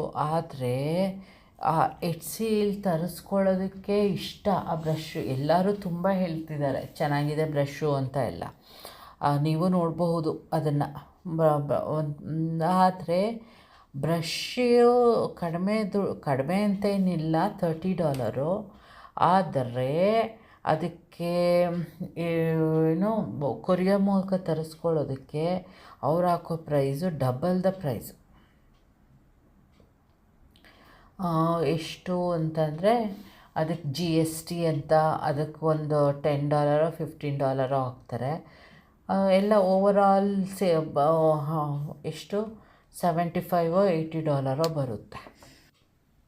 ಅದಕ್ಕೆ ನಾನು ವೆಯ್ಟ್ ಮಾಡ್ತಾ ಇದ್ದೀನಿ, ನೋಡೋಣ ಯಾವಾಗಾಗುತ್ತೆ ತರಿಸ್ಕೊಳ್ಳೋದಕ್ಕೆ ಅಂತ. ಅದು ನಾನು ತರಿಸ್ಕೊಳ್ಳೋದಕ್ಕೆ ಬೇಕು ಅಂತ ಇದಕ್ಕಿಂತ ಈಗ ಆ ಬ್ರಷ್ ಸ್ಟ್ರೋಕ್ ಎಷ್ಟು ಚೆನ್ನಾಗಿ ಬರುತ್ತೆ ಅದರಲ್ಲಿ ನೋಡಬೇಕು ಅನ್ನೋ ಒಂಥರ ಕಾತರತೆ ಇದೆ ತುಂಬ. ಎಲ್ಲರದು ಆಲ್ಮೋಸ್ಟ್ ನಾನು ನೋಡಿರೋ ಬೇರೆಯವ್ರ ವೀಡಿಯೋಗಳಲ್ಲೆಲ್ಲ ಅವ್ರುಗಳು ಆ ಬ್ರಷ್ಗಳನ್ನ ಯೂಸ್ ಮಾಡಿದ್ದಾರೆ. ಆಮೇಲೂ ನಾನು ಈಗ ಇದನ್ನು ಫಾಸ್ಟಾಗಿ ಮಾಡಿಲ್ಲ ವೀಡಿಯೋ. ಏನಕ್ಕೆ ಅಂತಂದರೆ ಎಲ್ಲರೂ ಅವ್ರ ವೀಡಿಯೋಗಳು ಕನ್ಸ್ಟ್ರೆಂಟ್ ಮಾಡೋದಕ್ಕೇನೋ ತುಂಬ ಫಾಸ್ಟ್ ಮಾಡಿಬಿಟ್ಟಿದ್ರು. ಒಂದು ಸಲ ಬ್ರಷ್ ಹೇಳಿದ್ರೆ ಅವರು ಟಿಪ್ ಇಡೋದು ಗೊತ್ತಾಗೋದು, ಆಮೇಲೆ ಅದನ್ನು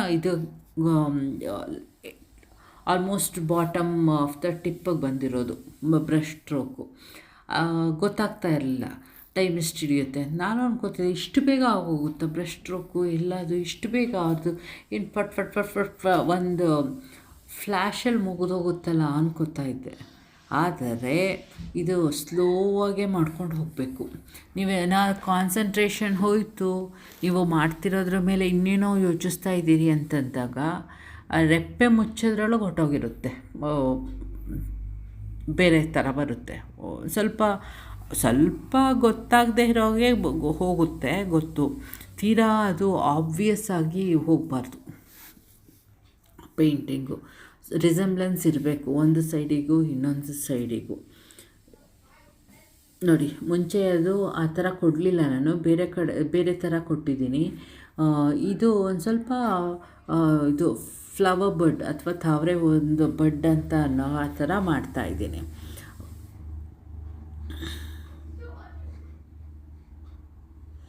ಫಸ್ಟು ಈ ಡೋನಟ್ ಇದು ಮಾಡಿದಾಗ ಚಿಕ್ಕವನು ಹೇಳ್ದ, ಉತ್ತಮ್ ಅವನು ಚಿಕ್ಕವನು ಅಂದರೆ ಧ್ರುವ ದೊಡ್ಡವನು.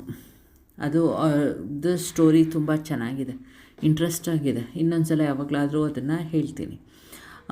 ಈ ಗ್ರೇ ಯೂಸ್ ಮಾಡಿರೋದ್ರಿಂದ ಅದು ಅಷ್ಟೊಂದು ಚೆನ್ನಾಗಿ ಗೊತ್ತಾಗ್ತಾ ಇಲ್ಲ. ಇಷ್ಟ ಆಗಲಿಲ್ಲ, ಅದು ಕಾಣಲ್ಲ, ಬೇರೆ ಯೂಸ್ ಮಾಡಬೇಕು ಅಂತ ಚಿಕ್ಕವನು. ಆದರೆ ದೊಡ್ಡವನು ಇಲ್ಲ, ಚೆನ್ನಾಗಿ ಕಾಣಿಸ್ತಾ ಇದೆ, ಒಂಥರ ಫುಲ್ ವೈಟ್ ಮಾಡಿದರೆ ಏನೋ ಒಂಥರ ಅನಿಸೋದು. ಇದು ಮಾಡಿರೋದ್ರಿಂದ ಅದು ಮಧ್ಯ ಗ್ರೇ ಯೂಸ್ ಮಾಡಿದ್ದೀನಿ. ಒಂದು ಸಲ ನೋಡಿದ್ರೆ ಅದು ಸಡನ್ನಾಗಿ ನೋಡ್ತು ಅಂದರೆ ಅಲ್ಲಿ ಗ್ಯಾಪ್, ಬೋರ್ಡು ಬ್ಯಾಕ್ಗ್ರೌಂಡು ಬ್ಲ್ಯಾಕ್ ಇರೋದ್ರಿಂದ ಇದೇನೋ ಸ್ವಲ್ಪ ಗ್ಯಾಪ್ ಇಟ್ಟಿದ್ದೀರಾ ಅಥವಾ ಏನು ಅಂತ ಅನಿಸುತ್ತೆ. ಆದರೆ ಅದು ಗ್ಯಾಪ್ ಅಲ್ಲ, I think deep mid night blue ಅದು ಬಣ್ಣ ಮಿಕ್ಸ್ ಮಾಡದೇ ಇರೋದು, ನಾರ್ಮಲ್.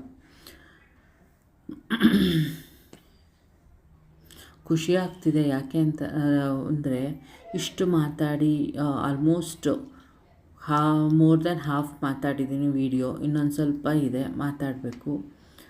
ಏನು ಮಾತಾಡಲಿ ಅಂತ ಒಂದೊಂದು ಸಲ ಯೋಚಿಸ್ತಾ ಇದ್ದೀನಿ ಈಗ ಏನಾದರೂ ಹೇಳೋದಕ್ಕೆ. ಆಮೇಲೆ ಇದು ಪೇಂಟ್ ಬ್ರಷ್ನ ಚೆನ್ನಾಗಿ ವಾಶ್ ಮಾಡ್ಕೊಳ್ಳಿ. ನಾನು ಸಜೆಸ್ಟ್ ಮಾಡೋದು ಏನು ಅಂತಂದರೆ, ಯಾವುದಾದ್ರೂ ಒಂದು 2 ಕಪ್ಸಲ್ಲಿ ಪ್ಲೇನ್ ವಾಟರ್ ಇಟ್ಕೊಳ್ಳಿ. ಫಸ್ಟ್ನೇದರಲ್ಲಿ ಇದು ತುಂಬ ವಾಶ್ ಮಾಡೋದ್ರಿಂದ ಅದು ಬೇಗ ಇದಾಗೋಗುತ್ತೆ. ಅದನ್ನು ಎರಡನೇದರಲ್ಲಿ ಇದು ಮಾಡ್ಕೊಳ್ಳಿ ನೀಟಾಗಿ ಇನ್ನೊಂದು ಸಲ. ಆಮೇಲೆ ಬ್ರಷ್ ವಾಶ್ ಆದಮೇಲೆ ಬ್ರಿಸಲ್ಸ್ ಇರೋ ಕಡೆ ಅದನ್ನು ಕೆಳಗೆ ಮಾಡಿ ಇಡಬೇಡಿ, ಹಾಗೆ ಡೊಂಕ ಹೋಗುತ್ತೆ ಹಾಗೆ ಇಟ್ಟರೆ ತುಂಬ ಟೈಮು. ಅದರಿಂದ ಅದನ್ನು ಯಾವತ್ತಿದ್ರೂ ಫೇಸ್ ಅಪ್ವರ್ಡಲ್ಲಿ ಇಡಿ. ಆಮೇಲೆ ಹೇಳಬೇಕು ಅಂದರೆ ಸುಮಾರು ನಾನು ಇನ್ನೂ ಬ್ರಷ್ ಇದನ್ನೇ ಯೂಸ್ ಮಾಡ್ತಾಯಿದ್ದೀನಿ, ಇನ್ನೂ ಏನು ಬೇರೆ ಯೂಸ್ ಮಾಡ್ತಾ ಇಲ್ಲ ಬ್ರಷ್ನ. ಈ ಬ್ರಷ್ ತೊಳೆದಾದ್ಮೇಲೆ ಚೆನ್ನಾಗೆ ತೊಳೀರಿ. 1-2 ಸಲ ಹೊರಟೋಯ್ತು ಅಂತಂದರೆ ಪೇಂಟ್ ಹೊರಟೋಯ್ತು ಅಂದ ತಕ್ಷಣ ನೀಟಾಗಿ ಆಗಿದೆ ಅಂತ ಅಲ್ಲ. ಬ್ರಷ್ ತೊಳೆದಾದ್ಮೇಲೂ ನಾನು ನೀಟಾಗಿ ಅದನ್ನು ಡ್ಯಾಪ್ ಮಾಡ್ಕೋತೀನಿ, ವೈಪ್ ಮಾಡಿಕೊಂಡು ಆ ನೀರೆಲ್ಲ ತೆಗೆದುಬಿಡ್ತೀನಿ. ಆಮೇಲೆ ಬಣ್ಣ ಏನಾದರೂ ಬಣ್ಣ ನೀರಲ್ಲಿ ಹೆಚ್ಚಿಗೆ ಹೋಗಿಲ್ಲ ಅಂದರೂ ಆ ಟಿಶ್ಯೂ ಪೇಪರಲ್ಲಿ ಒರೆಸ್ಕೊಳ್ಳೋದ್ರಿಂದ ವಾಟರ್ ತೆಗೆಯೋದ್ರಿಂದ ಆಲ್ಮೋಸ್ಟ್ ಅದೆಲ್ಲ ಹೊಟ್ಟೋಗುತ್ತೆ, ಅಷ್ಟೊಂದೇನು ನಿಂತಿಲ್ಲ. ನಾನು ಇನ್ನೇನು ಪೇಂಟ್ ಬ್ರಷ್ ಕ್ಲೀನ್ ಮಾಡೋ ಸೊಲ್ಯೂಷನು ಅದು ಎಲ್ಲ ಏನು ತೊಗೊಂಡಿಲ್ಲ, ತೊಗೋಬೇಕು. ಆದರೆ ಒಂದೇ ಸಲ ಅಷ್ಟೊಂದು ಇನ್ವೆಸ್ಟ್ ಮಾಡೋದಕ್ಕೂ ಸ್ವಲ್ಪ ಹಿಂಜರಿತಾ ಇದ್ದೀನಿ. ಹಿಂಜರಿಕೆ ಅನ್ನೋದಕ್ಕಿಂತ ಎಲ್ಲದನ್ನೂ ಅರ್ಥ ಮಾಡ್ಕೊಂಡು ಹೋಗಬೇಕಲ್ವಾ. ಒಂದೇ ಸಲ ಕೇಳೋದು ಅಷ್ಟೊಂದು ಸೂಕ್ತವಲ್ಲ. ಇದನ್ನೆಲ್ಲ ಕೊಡಿಸಿರೋದು ಆ್ಯಕ್ಚುಲಿ ನನ್ನ ಹಸ್ಬೆಂಡೇ. ಪ್ರತಿ ಸಲ ಏನಕ್ಕೆ ಅಂತಂದಾಗೆಲ್ಲ ಪೇಂಟ್ ಬ್ರಷ್ ಹಾಗೆ ಹೇಳ್ತಾ ಇದ್ದಿದ್ದು. ಇದುವರೆಗೂ ಏನೂ ಇದು ಮಾಡಲಿಲ್ಲ. ಈಗ ಒಂದು ಸ್ವಲ್ಪ ಆಮೇಲೆ ತೊಗೊಳ್ತೀನಿ ಅಂತ ಇದು ಮಾಡ್ತಿದ್ದಾರೆ. ಅದರಿಂದ ಓಕೆ, ಇರೋದ್ರಲ್ಲಿ ನಾನು ಹೇಗೂ ಇದು ಮಾಡ್ಕೋಬೋದಲ್ಲ, ಇದು ಸಾಕು ಅಂತ ಅದನ್ನೇ ಯೂಸ್ ಮಾಡ್ತಾ ಇರೋದು.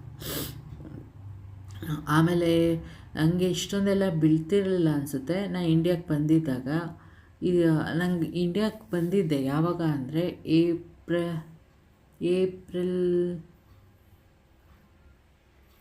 ಏಪ್ರಿಲ್ ಎಂಡಲ್ಲಿ ಬಂದಿದ್ದೆ.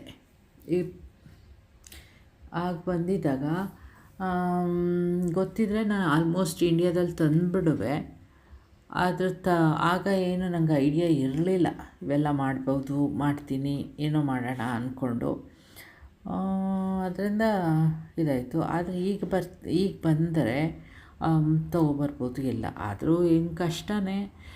30 kg ಒಬ್ಬರು ಬಂತು ಅಂದರೆ 30 kg. ಆ 30 kgಲಿ ಏನು ತೊಗೊಂಡು ಬರ್ತೀರಾ, ಏನು ಬಿಡ್ತೀರಾ? ನಾನಂತೂ ತುಂಬಾ ಶಾಪಿಂಗ್ ಮಾಡಿದ್ದೆ. ಬಂದಿದ್ದು 10 ದಿನಕ್ಕಾದ್ರೂ 10 ದಿನ ಹೇಗೆ ಸುತ್ತಿದ್ವಿ ಅಂದರೆ, ನಾನು ಅಕ್ಕನ ಮಗಳು ನೀಸು ಮನೇಲೇ ಇರಲಿಲ್ಲ. ಅವಳಿಗೂ ಬೇಜಾರಾಗಿ ಹೋಗಿತ್ತು. ಹೋಗೇನೆ ಕೋವಿಡ್ ಮುಂಚೆ ಹೋಗಿದ್ದು, ತುಂಬ ವರ್ಷ ಆಗಿತ್ತಲ್ಲ. ಅಕ್ಕನ ಮಗಳು ಅವಳಿಗೂ ಬೇಜಾರಾಗಿತ್ತು. ಕೆಲಸ ದಿನ ಅದೇ ಜಾಬಿಗೆ ಹೋಗೋದು ಬರೋದು ಅಂತ. ಇಬ್ಬರು ಚೆನ್ನಾಗಿ ಸುತ್ತಿದ್ವಿ ಬ್ಯಾಂಗ್ಳೂರಲ್ಲಿ, ಮೈಸೂರಲ್ಲಿ. ಮೈಸೂರಲ್ಲಿ ಅಷ್ಟು ಸುತ್ತಲಿಲ್ಲ ಅನಿಸುತ್ತೆ. ಬ್ಯಾಂಗ್ಳೂರು ಅಕ್ಕ ವ್ಯಾಲ್ಯೂಯೇಷನ್ ಅಂತ ಹೊರಟೋಗಿದ್ರು, ಅವರು ಇರಲಿಲ್ಲ. ವ್ಯಾಲ್ಯೂಯೇಷನ್ನ ಇಲ್ಲೆಲ್ಲ ಎಲೆಕ್ಷನ್ ಡ್ಯೂಟಿ ಅಂತ ಹೋದರು. ಅವರು ಎಲೆಕ್ಷನ್ ಡ್ಯೂಟಿ ಹೋದಾಗ ನಾವಿಬ್ಬರೇ ಏನು ಮಾಡೋದು ಮನೇಲಿ ಅಂದ್ಕೊಂಡು ನಾನು ಬೆಂಗಳೂರಿಗೆ ಹೋದ್ವಿ. ನಾನು ಅಕ್ಕನ ಮಗನ ಮನೆಗೆ. ಅಲ್ಲಿ ಚೆನ್ನಾಗಿ ಸುತ್ತಿದ್ವಿ, ಎಲ್ಲ ಮಾಡಿದ್ವಿ, ಶಾಪಿಂಗ್ ಮಾಡಿದ್ವಿ. ಹೇಗೆ ಸುತ್ತಬೇಕು ಅಂದ್ಕೊಂಡಿದ್ವಿ, ಚೆನ್ನಾಗಿ ಸುತ್ಕೊಂಡ್ವಿ. ಆದರೆ ಆ ಬಿಸಿಲನ್ನಂತೂ ತಡೆಯೋದಕ್ಕಾಗ್ತಿರ್ಲಿಲ್ಲ. ನನಗೆ ಅಲ್ಲಿ ಸ್ಕಿನ್ ಅಲರ್ಜಿ ಬೇರೆ ಶುರು ಆಗೋಯಿತು. ಮುಂಚೆಯಿಂದನೂ ಪ್ರಾಬ್ಲಮ್ಮೇ ನನಗೆ. ಆ ಸಮ್ಮರಲ್ಲಿ ತುಂಬ ಬಿಸಿಲಿದ್ದಾಗ ಏನಾಗೋಗುತ್ತೆ ಅಂದರೆ ಒಂಥರ ಡಾಟ್ಸ್ ಬಂದುಬಿಡುತ್ತೆ, ಅದು ರೆಡ್ಡಿಶ್ ಆಗೋಗುತ್ತೆ. ಅದು ನೋಡಿದವ್ರಿಗೆ ಹೇಗೆ ಅನಿಸುತ್ತೆ, ಕಜ್ಜಿ ಅನಿಸುತ್ತೆ. ಕಜ್ಜಿ ಅಲ್ಲ, ಅದು ಒಂಥರ ಸನ್ಬರ್ನ್ ಹಾಗೆ ಆ ಥರ ಆಗೋದು. ಆಮೇಲೆ ಅಲ್ಲಿ ಮಾತ್ರೆ ತೊಗೊಂಡು ಎಲ್ಲ ಅದು ಒಂದು ಸ್ವಲ್ಪ ಇದಾಯಿತು. ಅದು ಬಿಟ್ಟರೆ ಇನ್ನೇನೂ ಆಗಲಿಲ್ಲ. ನೆಕ್ಸ್ಟ್ ಬರುವಾಗ ಅಕ್ಕನ ಮಗಳ ಮದುವೆಗೆ ಎಲ್ಲರೂ ಬರಬೇಕು ಅನ್ಕೋತಾ ಇದ್ದೀವಿ, ನೋಡೋಣ. ಮಕ್ಕಳಂತೂ ಕಾಯ್ತಾ ಇದ್ದಾರೆ. ಅವ್ರು ಬಂದಿದ್ದು 2015, ಆಲ್ಮೋಸ್ಟ್ 10 ಇಯರ್ಸು. ಅಷ್ಟೊಂದು ಸ್ವಲ್ಪ ನೆನಪಿದೆ ಅವರಿಗೆ ಅಷ್ಟೇ. ಈಗ ಬಂದ್ರಂತೂ ಚೆನ್ನಾಗಿ ನೆನಪಿರುತ್ತೆ, ಚೆನ್ನಾಗಿ ಎಂಜಾಯ್ ಮಾಡ್ತಾರೆ ಅನಿಸುತ್ತೆ. ಆಗ ಅಂತೂ ಚಿಕ್ಕವನು ಇನ್ನೂ ಸ್ಕೂಲ್ ಶುರು ಮಾಡಿರಲಿಲ್ಲ. ಅವ್ನು ಬಂದಿದ್ದಾಗ ದೊಡ್ಡವನು ಶುರು ಮಾಡಿದ ಸ್ಕೂಲು. ಆಗ ಬಂದಿದ್ದು ಅಷ್ಟೆ. ಈಗ ಎಲ್ಲರೂ ಕಸಿನ್ಗಳೆಲ್ಲ ಅದೇ ಏಜಲ್ಲಿ ಬರ್ತಾರೆ. ಅಕ್ಕನ ಮಕ್ಕಳು ಇಬ್ಬರಾದ ಮೇಲೆ ನನ್ನ ಮಕ್ಕಳೇ ಬಂದಿದ್ದು. ನನ್ನ ಮಗು ಧ್ರುವನ್ ಇದಕ್ಕೆ ಡೆಲಿವರಿಗೆ ಅಮ್ಮ ಅಪ್ಪ ಬಂದಿದ್ದರು. ಆಗ ಎರಡನೇ ಅಣ್ಣನ ಮಗಳು ಅಣ್ಣ ಹೆಂಡತಿ ಕನ್ಸೀವ್ ಆದರು. ಆಮೇಲೆ ಅದು ಕನ್ಸೀವ್ ಆಗಿ 1 ತಿಂಗಳಿಗೋ 2 ತಿಂಗಳಿಗೋ ಆಮೇಲೆ ಮೊದಲನೇ ಅಣ್ಣ ಹೆಂಡತಿನೂ ಅತ್ತಿಗೆ ಕನ್ಸೀವ್ ಅಂತ ಹೇಳಿದ್ರು. ಅದರಿಂದ ಎಲ್ಲರೂ ಒಂದೇ ಏಜ್ ಗ್ರೂಪ್ ಆಲ್ಮೋಸ್ಟು. ನನ್ನ ಮಗ ಹುಟ್ ಅದೇ ನಾನು ವಾಪಸ್ ಬರುವಾಗ ಎಷ್ಟು ನಾನು 5.5 ಮಂತ್ಸಿಗೆ ಹೊರಟೋದ್ವಿ ಇಲ್ಲಿಂದ. ಆಮೇಲೆ ಇನ್ನೂ 1 ಇಯರ್ ತುಂಬಿರಲಿಲ್ಲ, 11 ಮಂತ್ಸಿಗೇನೋ ವಾಪಸ್ ಬಂದ್ವಿ. 11 ಮಂತ್ಸಿಗೆ ಏಪ್ರಿಲ್ ಧ್ರುವ, ಅವನು ಅಣ್ಣನ ಮಗ ಫೆಬ್ರವರಿ ಅನಿಸುತ್ತೆ, ಫೆಬ್ರವರಿ ಅದನ್ನು ಮುಗಿಸ್ಕೊಂಡು ಬಂದೆ. ಅದು ಡೆಲಿವರಿನೇ ಆಗಿರಲಿಲ್ಲ ಅನಿಸುತ್ತೆ, ಡೆಲಿವರಿ ಆಗಿರಲಿಲ್ಲ, ಸೀಮಂತ ಮುಗಿಸ್ಕೊಂಡು ಬಂದೆ. ಆದರೆ ಫಸ್ಟ್ನೇ ಅಣ್ಣಂದು ಇದಕ್ಕೆ ಸೀಮಂತಕ್ಕೆ ಇರಲಿಲ್ಲ, ನಾವು ಬಂದುಬಿಟ್ವಿ. ಅದರಿಂದ ಎರಡನೇದಕ್ಕೆ ಹಾಗೆ ಅನಿಸುತ್ತೆ, ಎರಡನೇದಕ್ಕೆ ಹೋದಾಗಲೂ ಹಾಗೇ ಆಯಿತು. ಎಷ್ಟು ಎರಡನೇ ಒಂದಂತೂ ಏನೋ ಸರ್ಪ್ರೈಸ್ ಬೇಬಿ ಅದು. ಅಲ್ಲೇ ಹೊರಟೋಗೋಣ, ಡೆಲಿವರಿ ಅಲ್ಲೇ ಆಗಲಿ ಅಂತ ಒಂದು ಸಲ ಆಲ್ಮೋಸ್ಟ್ ರೆಡಿ ಆಗ್ತಾಯಿದ್ದೆ ಅಲ್ಲೇ ಅಂತ. ಆಮೇಲೆ ಕೊನೆ ಮೊಮೆಂಟಲ್ಲಿ ಹಸ್ಬೆಂಡು ಬೇಡ, ಯಾಕೆ ಸುಮ್ಮನೆ ಇಲ್ಲೇ ಇದು ಆಮೇಲೆ ಹೊರಟೋಗೋಣ ಅಂತ ಹೇಳಿದ್ರು. ಆಮೇಲೆ ಹೋಗಿದ್ದು ಅವ್ನು 5 ವೀಕ್ಸ್ ಇದ್ದ ಡೆಲಿವರಿ ಆದಮೇಲೆ ಎರಡನೇವನು.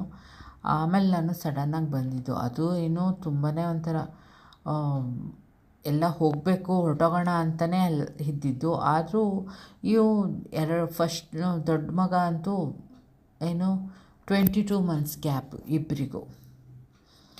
ಅವನು ಪುಟ್ಟ ಮಗುನೇ, ಅದರಿಂದ ಏನೋ ಅವನನ್ನು ಫುಲ್ ಅವರಪ್ಪ ನೋಡ್ಕೋತಾ ಇದ್ದರು.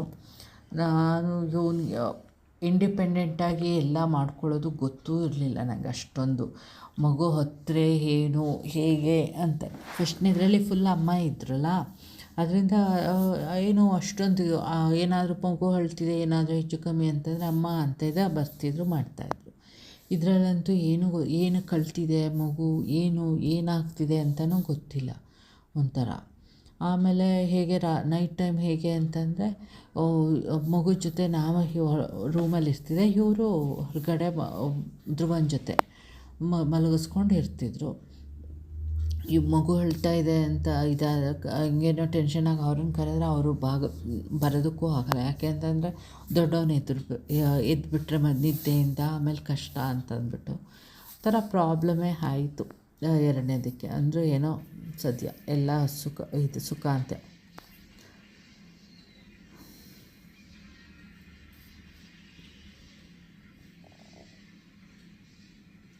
ಏನೇ ಮಾಡಿದ್ರೂ ಹೊರಗಡೆ ಜೀವನ ಒಂದು ಸ್ವಲ್ಪ ಕಷ್ಟನೇ. ಯಾಕೆ ಅಂತಂದರೆ ಯಾರಾದರೂ ಫ್ಯಾಮಿಲಿ ಬ್ಯಾಕಪ್ ಇದೆ ಅಂತಂದರೆ ಏನು ಪ್ರಾಬ್ಲಮ್ ಇಲ್ಲ. ಫ್ಯಾಮಿಲಿ ಇಲ್ದೇ ಎಲ್ಲ ನೀವೇ ಮಾಡ್ಕೋಬೇಕು ನೀವೇ ಅಂತಂದಾಗ ಅಂತೂ ಕಷ್ಟ, ಏನು ಮಾಡುವ ಹಾಗಿರಲ್ಲ ಈ ಟೈಮ್ಗಳಲ್ಲಿ. ಆಮೇಲೆ ಯಾರು ಏನು ಬಂದು ಮಾಡ್ತಾರೆ ಅಂತ ಏನೂ ಇಲ್ಲ. ನೀವೇನೋ ಮಾಡಿದ್ದೀರಾ, ಅವ್ರು ಬಂದು ಮಾಡಿಕೊಡ್ತಾರೆ ನಿಮಗೆ ಅಂತಂದರೆ ಯಾರೂ ಏನೂ ಇಲ್ಲ ಅವರಿಗೆ. ಆಮೇಲೆ ಹೇಗೆ ಅಂತಂದರೆ ಅಷ್ಟು ನೀವು ಸ್ಪೆಂಡ್ ಮಾಡಿರ್ತೀರ, ಅದು ನಿಮ್ಮಿದು ಮಾಡಿರ್ತೀರ. ಅವ್ರು ಬಂದು ಮಾಡ್ತಾರೆ ಅಂತಂದರೆ ಎಕ್ಸ್ಪೆಕ್ಟ್ ಮಾಡೋದಕ್ಕಾಗಲ್ಲ, ನೀವೇ ಇದಾಗಬೇಕು. ನನ್ನ ಲೆಕ್ಕಗೆ ಹೇಗೆ ಅಂತಂದರೆ ಎರಡನೇ ನೇಬರು ಇಂಡಿಯನ್ಸೇ, ಅವ್ರು ಪೂನಾದವರು. ಅವರು ಮಾಡ್ತಿದ್ರು ಚೆನ್ನಾಗಿ, ಒಂದು ಸ್ವಲ್ಪ ಹೆಲ್ಪು. ಆಮೇಲೆ ನಾನು ಹಾಸ್ಪಿಟ್ಲಿಂದ ಬಂದು ಒಂದು ವಾರಕ್ಕೇ ಒಂದು ವಾರ ಅಲ್ಲ, ಒಂದು 2 ವಾರ ಏನೋ ಆಗಿತ್ತೋ ಏನೋ, 2-3 ವಾರ. ಆಗ ಏನೋ ಅವರು ಇಂಡಿಯಾಕ್ಕೆ ಬಂದುಬಿಟ್ರು, ಅವರು ಮದರ್ ಎಲ್ಲ ಎಕ್ಸ್ಪೈರ್ಡ್ ಆಗೋದ್ರು ಅಂತ. ಆಮೇಲೆ ಅವರು ವಾಪಸ್ ಬಂದಿದ್ದು ಯಾವಾಗ ಅಂತಂದರೆ ನಾನು ಇಂಡಿಯಾಕ್ಕೆ ಹೊರಟೆ ಆ ದಿನ. ನನ್ನ ಫ್ಲೈಟ್ ಇರೋ ದಿನ ಅವರು ನೆಕ್ಸ್ಟ್ ಡೇ ಏನೋ ಬರ್ತಿದ್ರು. ಅವ್ರ ಮನೆ ಕೀ ಎಲ್ಲ ನಮ್ಮ ಹತ್ರನೇ ಇತ್ತು. ಅದನ್ನು ನಾವು ನಮ್ಮ ನೇಬರ್ಸ್ಗೆ ಮತ್ತೆ ಪುನಃ ಮುಂದಗಡೆ ನೇಬರ್ಸಿಗೆ ಕೊಟ್ಟು ಬಂದಿದ್ದು. ಮೀಟೇ ಆಗಲಿಲ್ಲ ಆಮೇಲೆ ಅವ್ರದ್ದು ಆ ಥರ ಆಯಿತು. ಅದರಿಂದ ಅದು ಹೊರದೇಶದಲ್ಲಿರೋದು ಎಲ್ಲರಿಗೂ ಏನೋ ಲಕ್ಸುರಿ, ಅದು ಲೈಫು ಆ ಥರ ಅಂತ ಇರುತ್ತೆ. ಆದರೆ ನಮಗೆ ನಾವಿರೋದು 4 ಜನ, ನಾನು, ಹಸ್ಬೆಂಡು ಆ್ಯಂಡ್ 2 ಮಕ್ಕಳು. ಯಾರೂ ಇಷ್ಟನೂ ಪಡ್ತಾ ಇಲ್ಲ ಬರೋದಕ್ಕೆ. ನಾನು ಅಕ್ಕನ ಮಕ್ಕಳಿಗೆ ತುಂಬಾ ಹೇಳಿದೆ, ಬನ್ನಿ, ತುಂಬ ಇದಾಗುತ್ತೆ, ಹೆಲ್ಪು ಒಂಥರ ಚೆನ್ನಾಗಿದೆ. ಆಮೇಲೆ ಒಂದು 4-5 ವರ್ಷ ಇದ್ದು ಕೆಲಸ ಮಾಡಿ ಇಲ್ಲಿ ಆಮೇಲೆ ಇಂಡಿಯಾಕ್ಕೆ ಹೋಗ್ಬೋದು ಅಂತಂದರೆ ಅವ್ರಿಗೇನೋ ಇಷ್ಟನೇ ಆಗಲಿಲ್ಲ. ಇಲ್ಲ, ನಾವು ಬ್ಯಾಂಗ್ಳೂರು ಬಿಟ್ಟು ಬರೋಲ್ಲ, ಬ್ಯಾಂಗ್ಳೂರಿಂದ ದೂರಕ್ಕೂ ಹೋಗಲ್ಲ ಅಂತ. ಅದರಿಂದ ಯಾರಿಗೂ ಏನು ಫೋರ್ಸ್ ಮಾಡೋಕ್ಕಾಗಲ್ವಲ್ಲ. ನನ್ನ ಫ್ಯಾಮಿಲೀಲಿ ಹೊರಗಡೆ ಅಂತ ಇರೋದು ನಾನೊಬ್ಬಳೇ ನಮ್ಮ ಹಸ್ಬೆಂಡು ಮತ್ತು ಇದರಲ್ಲಿ ನಾವಷ್ಟೇ. ಎಲ್ಲರೂ ಎಲ್ಲರೂ ಅಲ್ಲೇ ಇಂಡಿಯಾದಲ್ಲೇ. ಆಮೇಲೆ ಬೇರೆ ಕಸಿನ್ಸ್ ಎಲ್ಲ ಇದ್ದರು US ಅಲ್ಲಿ. ಆಮೇಲೆ ಯಾವಾಗ ಗೌರ್ಮೆಂಟ್ US ಟ್ರಂಪ್ ಎಲ್ಲ ಬಂದು ಸ್ವಲ್ಪ ಗ್ರೀನ್ ಕಾರ್ಡು ಅದು ಇದು ಎಲ್ಲ ಸ್ಟ್ರಿಕ್ಟ್ ಆಯಿತು. ಆಗ ಅವರೆಲ್ಲ ವಾಪಸ್ ಇಂಡಿಯಾಕ್ಕೆ ಹೊರಟೋಗಿ ಇಂಡಿಯಾದಲ್ಲೇ ಸೆಟ್ಲಾಗಿದ್ದಾರೆ.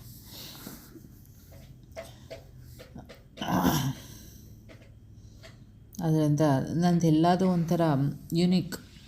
ಯಾರೂ ಇದಿಲ್ಲ, ಯಾರೂ ಸೆಟ್ಲಾಗಿಲ್ಲ. ನಾವು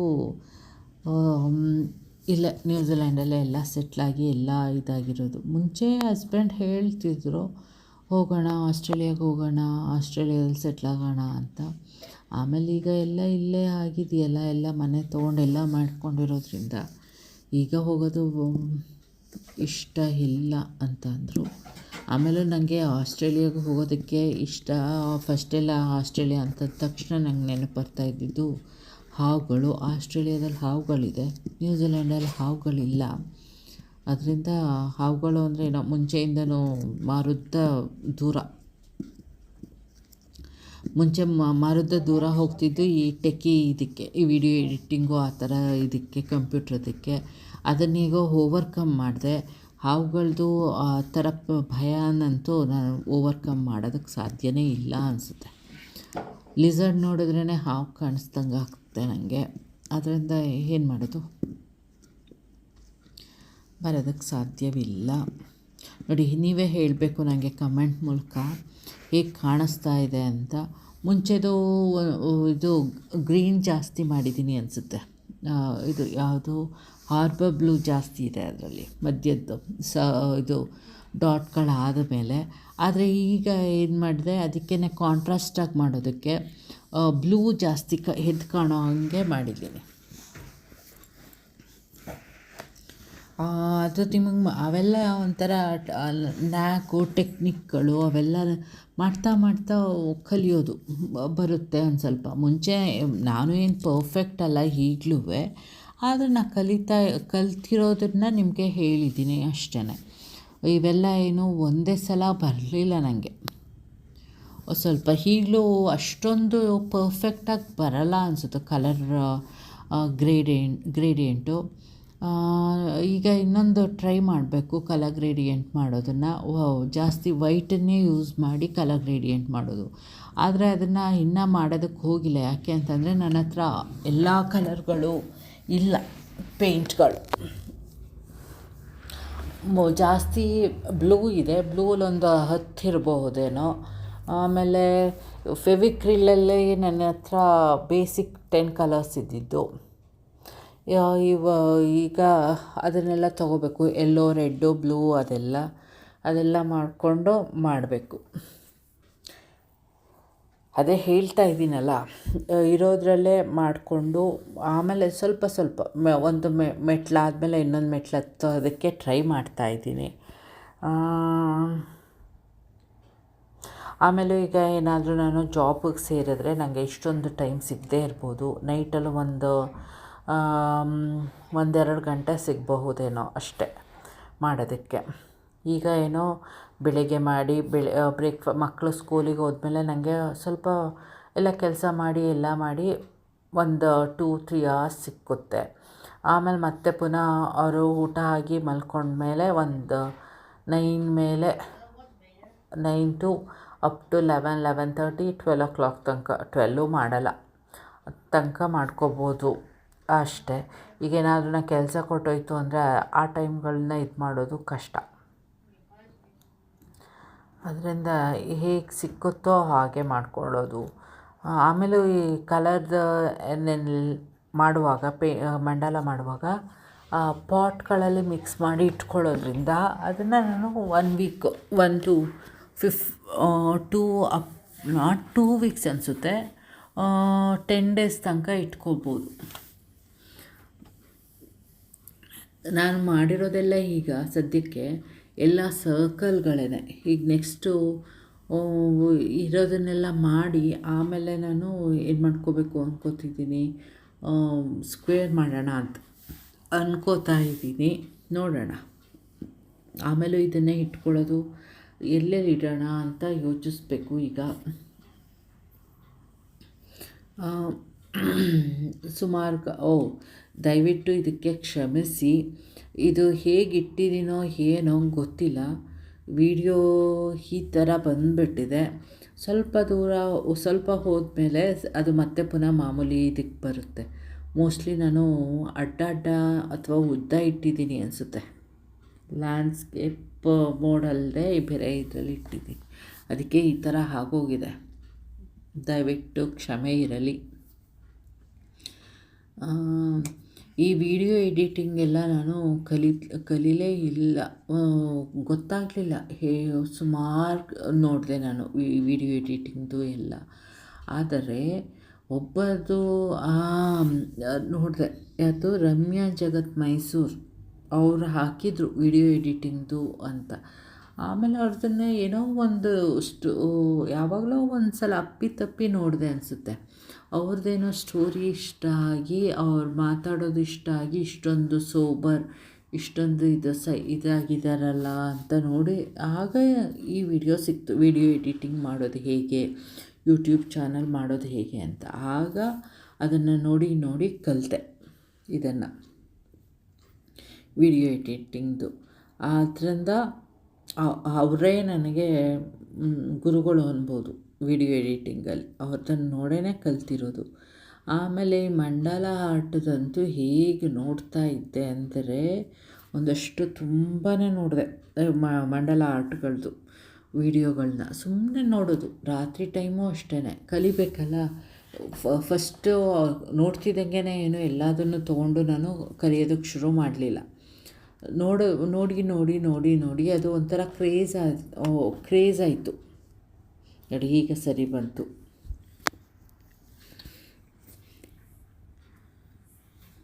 ವಿಡಿಯೋ ಆ ಕ್ರೇಜ್ ಅವ್ರಗಳದೆಲ್ಲ ಒಂದು ವಿಡಿಯೋ 40 minutes 45 minutes, ಆಮೇಲೆ ಅಪ್ ಟು 1 or 2 hours ತನಕ ನೋಡಿದೆ ವಿಡಿಯೋಗಳು. ದಿನ ಅದೇ ನೋಡೋದು. ಟಿ ವಿ ನೋಡೋಕ್ಕೆ ಹೋಗ್ತಾ ಇರಲಿಲ್ಲ, ಇದಿಲ್ಲ, ವಿಡಿಯೋ ಹಾಕ್ಕೊಂಡು ಕೂತ್ಕೊಳ್ಳೋದು. ಆಮೇಲೆ ನಿದ್ದೆ ಬರೋ ತನಕ ಇದನ್ನು ನೋಡೋದು ನೈಟು. ಹೀಗೆ ನೋಡಿ ಅದಕ್ಕೆ ಒಂಥರ ಅಬ್ಸೆಷನ್ ಅಂತ ಹೇಳ್ಬೋದು. ನಾನು ಮಾಡಬೇಕು, ನಾನು ಕಲಿಬೇಕು ಅನ್ನೋದು ಇದಾಯಿತು. ಆಮೇಲೆ ಮಾಡ್ತಾ ಇಲ್ಲ, ಇದು ಒಂದು ಸ್ವಲ್ಪ ನನಗೇನೋ ಪೇಷನ್ಸ್ ಬರ್ತಿದೆ, ಇದಾಗ್ತಾ ಇದೆ, ನಾನು ಬೇರೆ ಕಡೆ ಡಿಸ್ಟರ್ಬ್ ಆಗ್ತಾಯಿಲ್ಲ, ಒಂದೊಂದು ಸಲ ಬೇಜಾರಾಗಿ ಹೋಗೋದು, ಒಂಥರ ಆಲ್ ಅಲೋನ್ ಅನಿಸೋದು, ಒಬ್ಬಂಟಿ ಅನಿಸೋದು ಮನೇಲಿರುವಾಗ, ಕೆಲಸನೂ ಇಲ್ಲದೆ ಇದು ಮಾಡುವಾಗ. ಆಗ ಇದು ಮಾಡೋದ್ರಿಂದ ಅವೆಲ್ಲ ಡಿಸ್ಟ್ರಾಕ್ಷನ್, ಆ ಥರ ಥಾಟ್ಸ್ಗಳೆಲ್ಲ ಕಡಿಮೆ ಆಯಿತು. ಒಂಥರ ಏನೇ ಫ್ಯಾಮಿಲಿ ಅಂದರೆ ಇರುತ್ತಲ್ಲ, ಏನಾದರೂ ಒಂದು ಬೇಜಾರುಗಳು, ಆ ಥರದ್ದಕ್ಕೆಲ್ಲ ತಲೆ ಕೆಡಿಸ್ಕೊಳ್ಳೋದಕ್ಕೆ ಹೋಗ್ತಿರ್ಲಿಲ್ಲ. ಹೋದ್ರೆ ಅನ್ನೋ ಹಾಗೆ ಒಂಥರ ಇದಾಯಿತು. ಅದರಿಂದ ಇದು ಒಂಥರ ಮೆಡಿಟೇಷನ್ ಇದ್ದ ಹಾಗೆ ಆಯಿತು, ಮೆಡಿಸಿನ್ ಆಯಿತು ನನ್ನ ವರೀಸ್ಗಳಿಗೆ ಎಲ್ಲದಕ್ಕೂ. ಅದರಿಂದ ಇದನ್ನು ನಾನು ಕಂಟಿನ್ಯೂ ಮಾಡಬೇಕು ಅಂದ್ಕೊಂಡು ಇಷ್ಟು ದೂರ ಕ್ರಮಿಸಿದ್ದೀನಿ. ಆಮೇಲೆ ಏನು ಇಷ್ಟೊಂದು ಇದನ್ನು ಇದು ಮಾಡುವಾಗ ನನಗೆ ಈ ಆರ್ಟ್ ಮಾಡುವಾಗ ಇದನ್ನು ಯೂಟ್ಯೂಬ್ ಚಾನಲ್ ಮಾಡಬೇಕು ಅಂತ ಇರಲಿಲ್ಲ. ಆಮೇಲೆ ಇದ್ದಕ್ಕಿದ್ದಂಗೆ ಇಲ್ಲ, ಈ ಯೂಟ್ಯೂಬಲ್ಲಿ ಇದು ಕನ್ನಡದಲ್ಲಿ ಇಲ್ಲ, ಮಂಡಲ ಆರ್ಟ್ಗಳು ಇದ್ರ ಬಗ್ಗೆ ಏನಿಲ್ಲ, ಕ್ರಾಫ್ಟ್ಗಳು ಇಲ್ಲ, ಟೆಕ್ಕಿಗಳದ್ದಿದೆ, ಕುಕ್ಕಿಂಗ್ ಚಾನಲ್ಗಳಿದೆ, ಇದನ್ನು ಯಾಕೆ ನಾ ಮಾಡಬಾರ್ದು, ಇದನ್ನು ಮಾಡಲಿ ಅನ್ನೋ ಆಸೆ ಆಯಿತು. ಅದರಿಂದ ಇದನ್ನು ಮಾಡ್ತಾಯಿದ್ದೀನಿ. ಆಮೇಲೂ ಹೇಗೆ ಅಂತಂದರೆ, ನಾನು ತುಂಬ ನೋಡಿದ್ದೀನಲ್ಲ ಈ ಆರ್ಟ್ಗಳು ಅದು ಇದು ಅಂತ. ಎಲ್ಲರೂ ಗೌರ್ಮೆಂಟ್ ಜಾಬು ಅದು ಇದು ಅಂತಲೇ ಮಾಡ್ಕೊಂಡು ಹೋಗೋದು ಕೆಲಸ ಅಂತ ಹುಡ್ಕೋದ್ರ ಬದಲು ಇದನ್ನು ಮಾಡಿ ಇದನ್ನೇ ಬಿಸ್ನೆಸ್ಸಾಗಿ ಯಾಕೆ ಮಾಡ್ಕೋಬಾರ್ದು. ಇದನ್ನು ಹೇಳಿದ್ರೆ ಯಾರೋ ಒಬ್ಬರಲ್ಲ ಒಬ್ಬರು ನೋಡಿ ಏನೋ ಒಂದು ಮಾಡ್ಬೋದು, ಸ್ವಯಂ ಬಿಸ್ನೆಸ್ಸು, ಸೆಲ್ಫ್ ಬಿಸ್ನೆಸ್ ಮಾಡ್ಕೋಬೋದಲ್ಲ ಅಂತ ಅನ್ನಿಸ್ತು. ಅದಕ್ಕೆ ಇದನ್ನು ಹೇಳೋಣ ಅಂತ ಶುರು ಮಾಡಿದ್ದೀನಿ. ಯಾಕೆಂತಂದರೆ ನಾನು ನೋಡಿರೋ ಹಾಗೆ ವೀಡಿಯೋಗಳು ಇನ್ಸ್ಟಾದಲ್ಲೆಲ್ಲ ಸಣ್ಣ ಸಣ್ಣ ಹುಡುಗಿರುಗಳು ಅಷ್ಟೊಂದೇನು ಇದಿಲ್ಲ, ಅವರು ಜಸ್ಟ್ ಗ್ರ್ಯಾಜುಯೇಷನು ಮುಗಿಸಿಲ್ವೇನೋ, ಅವ್ರುಗಳೆಲ್ಲ ಇದನ್ನು ಮಾಡೋಕ್ಕೆ ಒಂಥರ ಬಿಸ್ನೆಸ್ಸಾಗಿ ಮಾಡಿಕೊಂಡು ಚೆನ್ನಾಗಿ ಮಾಡ್ತಾಯಿದ್ದಾರೆ. ಇದು ಯಾಕೆ ನಮ್ಮ ಕನ್ನಡದವ್ರಿಗೆ ಬರ್ತಾ ಇಲ್ಲ? ಬೇರೆ ಕಡೆ ಕೆಲಸ ಹೋಗೋದಕ್ಕೆ ಅಂತ ಹೋಗ್ತಾರೆ ಕಡಿಮೆ ಇದರಲ್ಲಿ. ಆಮೇಲೆ ಈಗ ಏನು ಅನ್ನಿಸುತ್ತೆ ಅಂದರೆ ನಾವೇ ಮಾಡಿ ನಮ್ಮದೇ ಅಂತ ಇದಾದಾಗ ಇನ್ನೂ ಒಂದು ಸ್ವಲ್ಪ ಎಂತೂಸಿಯಾಸಮ್ ಬರುತ್ತೆ, ಮಾಡಬೇಕು ಚೆನ್ನಾಗಿ ಅಂತ. ಅದೇ ಬೇರೆಯವ್ರ ಕೆಳಗೆ ಮಾಡಿದಾಗ ಅವ್ರಿಗೆ ಮಾಡಿದ್ದನ್ನು ಏನಾದರೂ ಹೆಚ್ಚು ಕಮ್ಮಿ ಆಯಿತು ಅಂದರೆ ಅವ್ರೇನೋ ಅಂತಾರೆ, ಏನೋ ಬೇಜಾರು ಮಾಡ್ಕೊಳ್ಳೋದು ಅದೆಲ್ಲ ಇರಲ್ಲ ನಾವೇ ಮಾಡೋದ್ರಿಂದ. ಆಮೇಲೂ ಇದೇನಿದ್ರೂ ಫ್ರೀ ಟೈಮಲ್ಲಿ ಮಾಡ್ಕೊಳ್ಳೋದ್ರಿಂದ ನೀವು ಸೈಡ್ ಬೈ ಸೈಡ್ ನಿಮ್ಮ ಕೆಲಸನೂ ಮಾಡ್ಕೋಬೋದು, ನೀವು ನಿಮಗೂ ಏನೋ ಆಗುತ್ತೆ. ಅದರಿಂದ ಹೇಳೋಣ ಅಂತ ಮಾಡಿರೋದು. ಇದು ಕಲಿಯೋದಕ್ಕೇನು ಹೆಚ್ಚಿಗೆ ಏನು ಇದಿಲ್ಲ, ಇನ್ವೆಸ್ಟ್ ಮಾಡೋ ಅಷ್ಟೊಂದೇನು ಇದಿಲ್ಲ. ಇನ್ವೆಸ್ಟ್ ಅಂತಂದರೆ ಸ್ವಲ್ಪ ಸ್ಟಾರ್ಟಿಂಗಲ್ಲಿ ಪೇಂಟ್ಗಳು ತೊಗೋಬೇಕು. ನಾನು ನೋಡಿರೋ ಪ್ರಕಾರ ಅವರು ಫೆವಿಕ್ರಿಲ್ಲು ನಾವೊಂದು ಕಡೆ ತೊಗೊಂಡೆ, ಅವರು ಇಷ್ಟು ಒಂದು ಬಾಟಲಿಗೆ 25 ರೂಪೀಸ್ ಏನೋ ಹೇಳಿದ್ರು. ಅದೇ ನೀವು ಶಾಪ್ಗಳಲ್ಲೇ ಹೋಗಿ ತೊಗೋತೀವಿ ಅಂತ ಅಂದರೆ ಇನ್ನೂ ಕಡಿಮೆ ಬೀಳಬಹುದು, ಆಯಿತಾ. ಅದರಿಂದ ಅದಷ್ಟು ಒಂದು 4-5 ಕಲರ್ ನಿಮ್ಗೆ ಅಷ್ಟೊಂದು ಇನ್ವೆಸ್ಟ್ ಮಾಡೋದಕ್ಕಾಗಲ್ಲ ಅಂತಂದರೆ 4-5 ಕಲರ್ ತೊಗೊಂಡು, ಆಮೇಲೆ ಬ್ರಷ್ಗಳು ಅಲ್ಲಿ ಇದು ಯಾವ ಸಿಗುತ್ತೆ ಅಂತ ನಂಗೆ ಗೊತ್ತಿಲ್ಲ, ನೀವೇ ನೋಡಿ ತೊಗೊಳ್ಳಿ. ಅದರಲ್ಲಿ ಬ್ರಷ್ಗಳಲ್ಲಿ ನಾನು ಹೇಳಿದ್ದೀನಲ್ಲ, ಡೀಟೇಲ್ ಬ್ರಷ್ಷು ಮತ್ತು ಲೈನರ್ ಬ್ರಷ್ಷು, ಅದರಲ್ಲಿ 2O 5O ಮತ್ತು 3O ಯೂಸ್ ಮಾಡ್ಬೋದು. 3O ನನ್ನ ಹತ್ರ ಇಲ್ಲ, ಅದೇ ನಾನು ತೊಗೋಬೇಕು ಅಂತಿದ್ದೀನಲ್ಲ ಅದರಲ್ಲಿದೆ. ಅದು ಫುಲ್ಲು ಲೈನರು ಡೀಟೇಲ್ ಬ್ರಷ್ಗಳೇ 6 ಪ್ಯಾಕು, ಅದು ತೊಗೋಬೇಕು. ಅದು ಕನಸಾಗಿದೆ ಈಗ ನೆಕ್ಸ್ಟು ಅದು ತೊಗೊಳ್ಳೋದು. ಅದನ್ನು ತೊಗೊಂಡು ನಾನು ಬ್ರಷ್ ಸ್ಟ್ರೋಕ್ ಮಾಡಬೇಕದ್ರಲ್ಲಿ ಕಾಯ್ತಾ ಇದ್ದೀನಿ. ಹೊಸ ಪೇಂಟ್ಗಳು ಯಾವುದಾದ್ರು ತೊಗೊಂಡು ಆರ್ಡ್ರ್ ಮಾಡಿಕೊಂಡು ಅದನ್ನು ಮಾಡಬೇಕು. ಅದನ್ನು ಶುರು ಮಾಡಿ ಆಮೇಲೆ ಇನ್ನೇನು ಇದು ಮಾಡೋದ್ರಿಂದನೂ ಒಂದು ಸ್ವಲ್ಪ ಪೇಷನ್ಸ್ ಬರುತ್ತೆ, ಕಾನ್ಸಂಟ್ರೇಷನ್ ಇರುತ್ತೆ. ಆಮೇಲೆ ನಿಮಗೆ ಏನಾದರೂ ಡಿಸ್ಟರ್ಬ್ ಆಗಿದ್ದರೆ ಫ್ಯಾಮಿಲಿ ಇದರಲ್ಲಿ ಅದು ಒಂದು ಸ್ವಲ್ಪ ಕಡಿಮೆ ಆಗುತ್ತೆ ಅಂತ ಹೇಳೋದಕ್ಕೆ ಇಷ್ಟಪಡ್ತೀನಿ.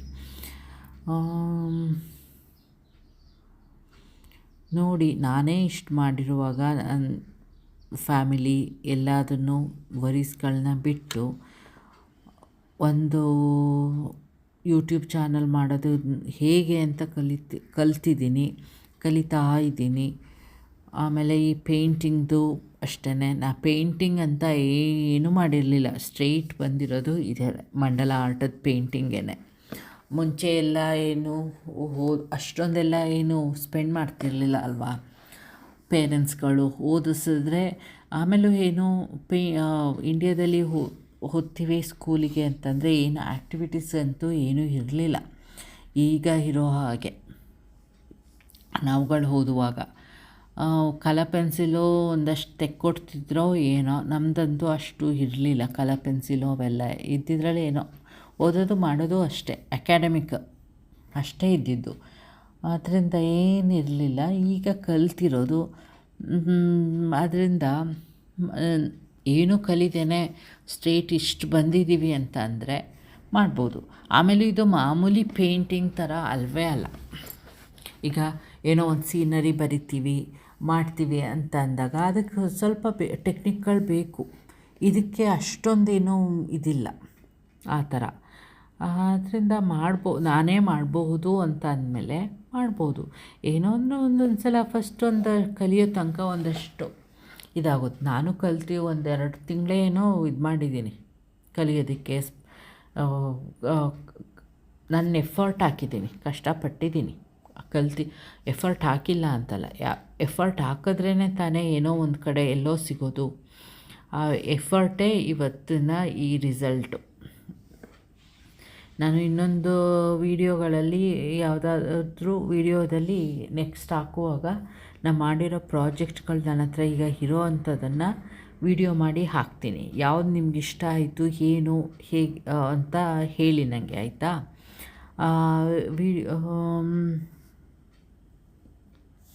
ನನಗೆ ಅದರಲ್ಲಿ ಕೆಲವು ತುಂಬ ಇಷ್ಟ ಆಗಿದ್ದಿದೆ.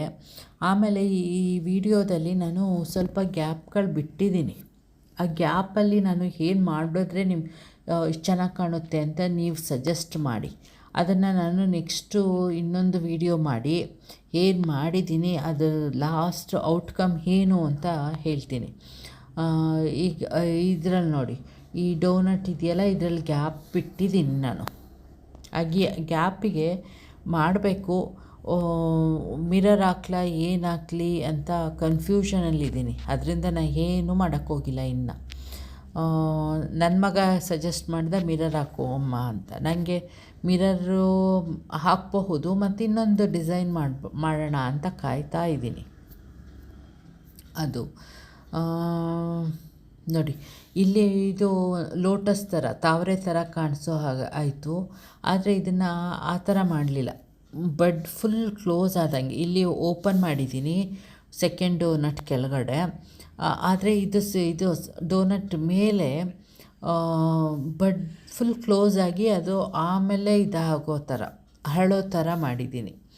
ಹಾಗೆ ಒಂದೊಂದು ಸ್ವಲ್ಪ ಚೇಂಜ್ ಮಾಡಿದ್ರು ಅದು ಒಂದೊಂದು ಇದಾಗುತ್ತೆ, ಟೆಕ್ನಿಕ್ಗಳು ಚೇಂಜ್ ಆಗುತ್ತೆ. ನಾನು ಈಗ ವೀಡಿಯೋ ಕಾಲ್ ಸಾರಿ, ಆ ರಿಂಗಿಂಗ್ ಸೌಂಡು ಅಕ್ಕಂದು. ಯೂಶ್ವಲಿ ಅಕ್ಕ ನನಗೆ ಈ ಟೈಮಲ್ಲಿ ಫೋನ್ ಮಾಡ್ತಾರೆ. ಅವರು ಕಾಲೇಜಿಗೆ ಹೊರಡುವಾಗ ಅವರು ಹೋಗೋ ತನಕ ಬಸ್ಸಲ್ಲಿ ಕೂತಾಗ ನಂಗೆ ಫೋನ್, ನಾನು ಇಬ್ಬರು ಮಾತಾಡೋದು ಸ್ವಲ್ಪ ಅವ್ರಿಗೆ ನಿದ್ದೆ ಬರೋ ತನಕ. ಅದು ನಮ್ಮ ರೂಟೀನ್ ಈ ಟೈಮು. ಏನೋ ಒಂಥರ ನೆಮ್ಮದಿ ಅವ್ರ ಜೊತೆ ಮಾತಾಡಿದ ಅವರೇನು ನಾನು ಆಲ್ಮೋಸ್ಟು ಅಕ್ಕ ನನಗೆ ತಾಯಿ ಥರ. ಏಜ್ ಗ್ಯಾಪ್ ಇದೆ ಸ್ವಲ್ಪ, 10-11 ಇಯರ್ಸು. ಅವ್ರು ಪದೇ ಮಾಡ್ತಿದ್ದಾರೆ.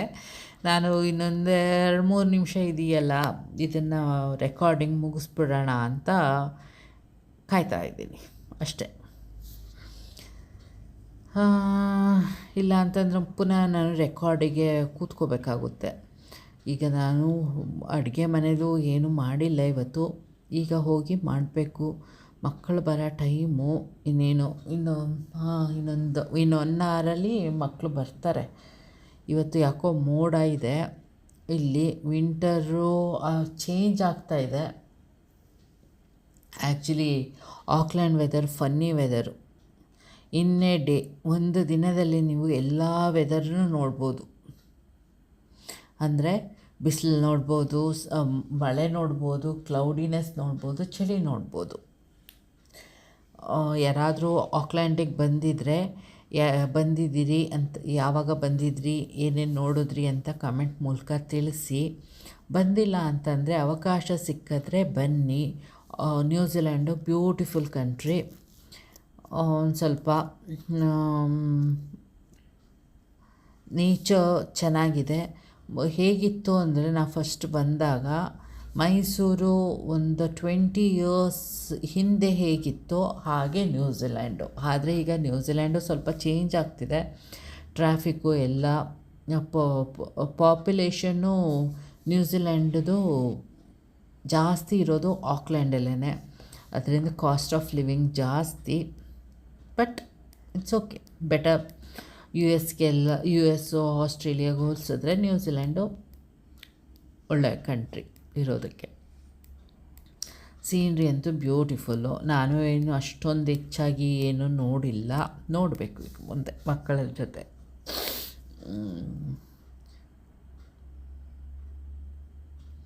ಇದನ್ನು ನಾನು ಇನ್ನು ಡಿಕ್ರೀಸ್ ಮಾಡ್ಕೊಂಡು ಹೋಗಿಲ್ಲ ಸೈಜು. ಈಗ ಅದನ್ನು ಸ್ಟೆಪ್ ವೈಸ್ ತೊಗೊಂಡೋಗ್ತೀನಿ. ಅದೇ ಈ ಥರ ಹಾಗೆ ಗೊತ್ತಾಗುತ್ತೆ ಒಂದಾದಮೇಲೆ ಒಂದು ಏನು ಮಾಡಬೇಕು ಅಂತ. ಮಾಡ್ತಾಯಿದ್ರೆ ಅದು ಅಲ್ಲೇ ನ್ಯಾಕ್ ಬರುತ್ತೆ. ಮಾಡಿರ್ತೀವಲ್ಲ ನಾವು ಅಷ್ಟೊಂದು, ಈಗ ಮಾಡಿದ್ರೆ ಹೀಗೆ ಚೆನ್ನಾಗಿ ಕಾಣುತ್ತೆ ಹೀಗೆ ಅಂತ ಹೋಗೋದು. ಮುಂಚೆನೇ ಏನು ಡಿಸೈನ್ನ ಪ್ಲ್ಯಾನ್ ಮಾಡಿಕೊಂಡು ಹೋಗಲ್ಲ. ಇದುವರೆಗೂ ಹಾಗೆ ಮಾಡಿಲ್ಲ. ಈ ಮುಂಚೆ ಯಾವಾಗಾದರೂ ಎಲ್ಲಾದರೂ ನೋಡ್ತಾ ಇರುವಾಗ ಫೋಟೋ ನೋಡಿ ಈ ಡಿಸೈನ್ ಚೆನ್ನಾಗಿದೆ, ಈಗ ಮಾಡ್ಕೋಬೋದು ಅಂತ ಅನಿಸುತ್ತೆ. ಅದನ್ನು ನೆನಪಲ್ಲಿ ಇಟ್ಕೊಂಡಿರೋದು ಬ್ರೈನಲ್ಲಿ ಸ್ಟಾಕಾಗಿ. ಹಾಗೆ ಶುರು ಮಾಡುವಾಗ ಇದನ್ನು ಮಾಡ್ಕೊಳ್ಳೋಣ, ಈ ಡಿಸೈನ್ನ ಇಲ್ಲಿ ಇಂಪ್ಲಿಮೆಂಟ್ ಮಾಡ್ಕೊಳ್ಳೋಣ ಅಂತ ಅನಿಸುತ್ತೆ, ಆಗ ಮಾಡೋದು. ಆಮೇಲೆ ಇದನ್ನು ಮಾಡುವಾಗ ನನಗೆ ಸುಮಾರು ಕಡೆ ವೇರಿಯೇಷನ್ ಇದೆ. ಅದನ್ನು ನಾವು ಏನು ಮಾಡ್ತಾಯಿದ್ದೀನಿ ಅಂದರೆ ಆ ವೇರಿಯೇಷನ್ನ ಕಡಿಮೆ ಮಾಡ್ಕೊಳ್ಳೋದು. ಅದು ಹೇಗೆ ಏನು ಮಾಡ್ತೀವಿ ಅಂತ ಹೇಳ್ತೀನಿ.